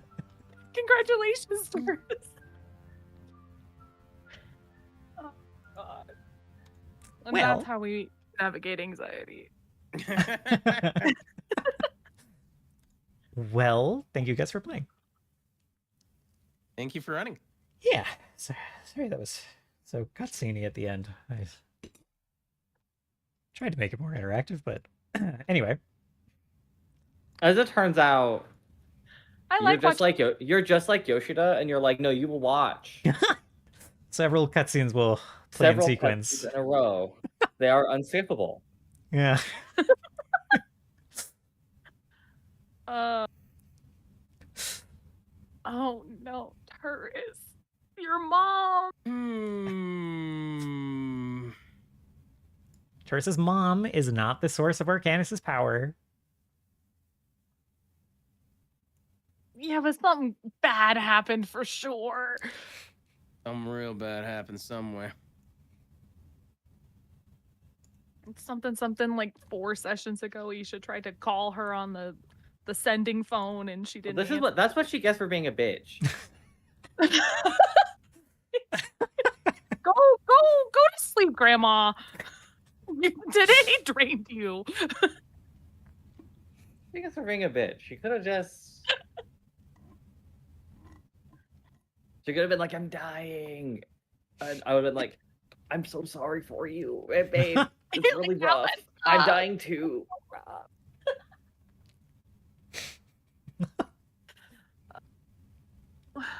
And then it would have been like, "No, literally though," and I'm like, "Ah, rip." Rip. Mine's just emotionally.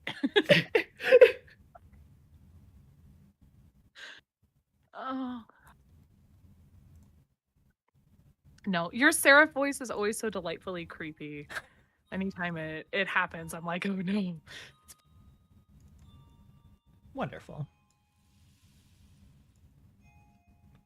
That is definitely a feeling I want to portray for him.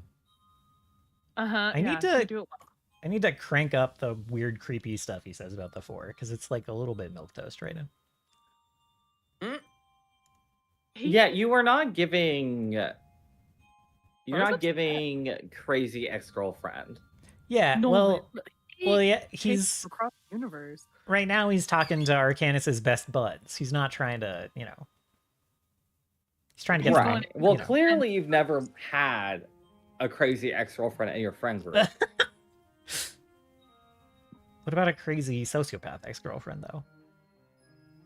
Again, that's close. It doesn't. I don't think you've ever had one in your friend group. We'd all should be so lucky. Right here. Wait, so he does have one? Yeah, but he's never heard me talk about anyone like that, You haven't shown him how crazy you are? I haven't shown him how crazy I really am. I see.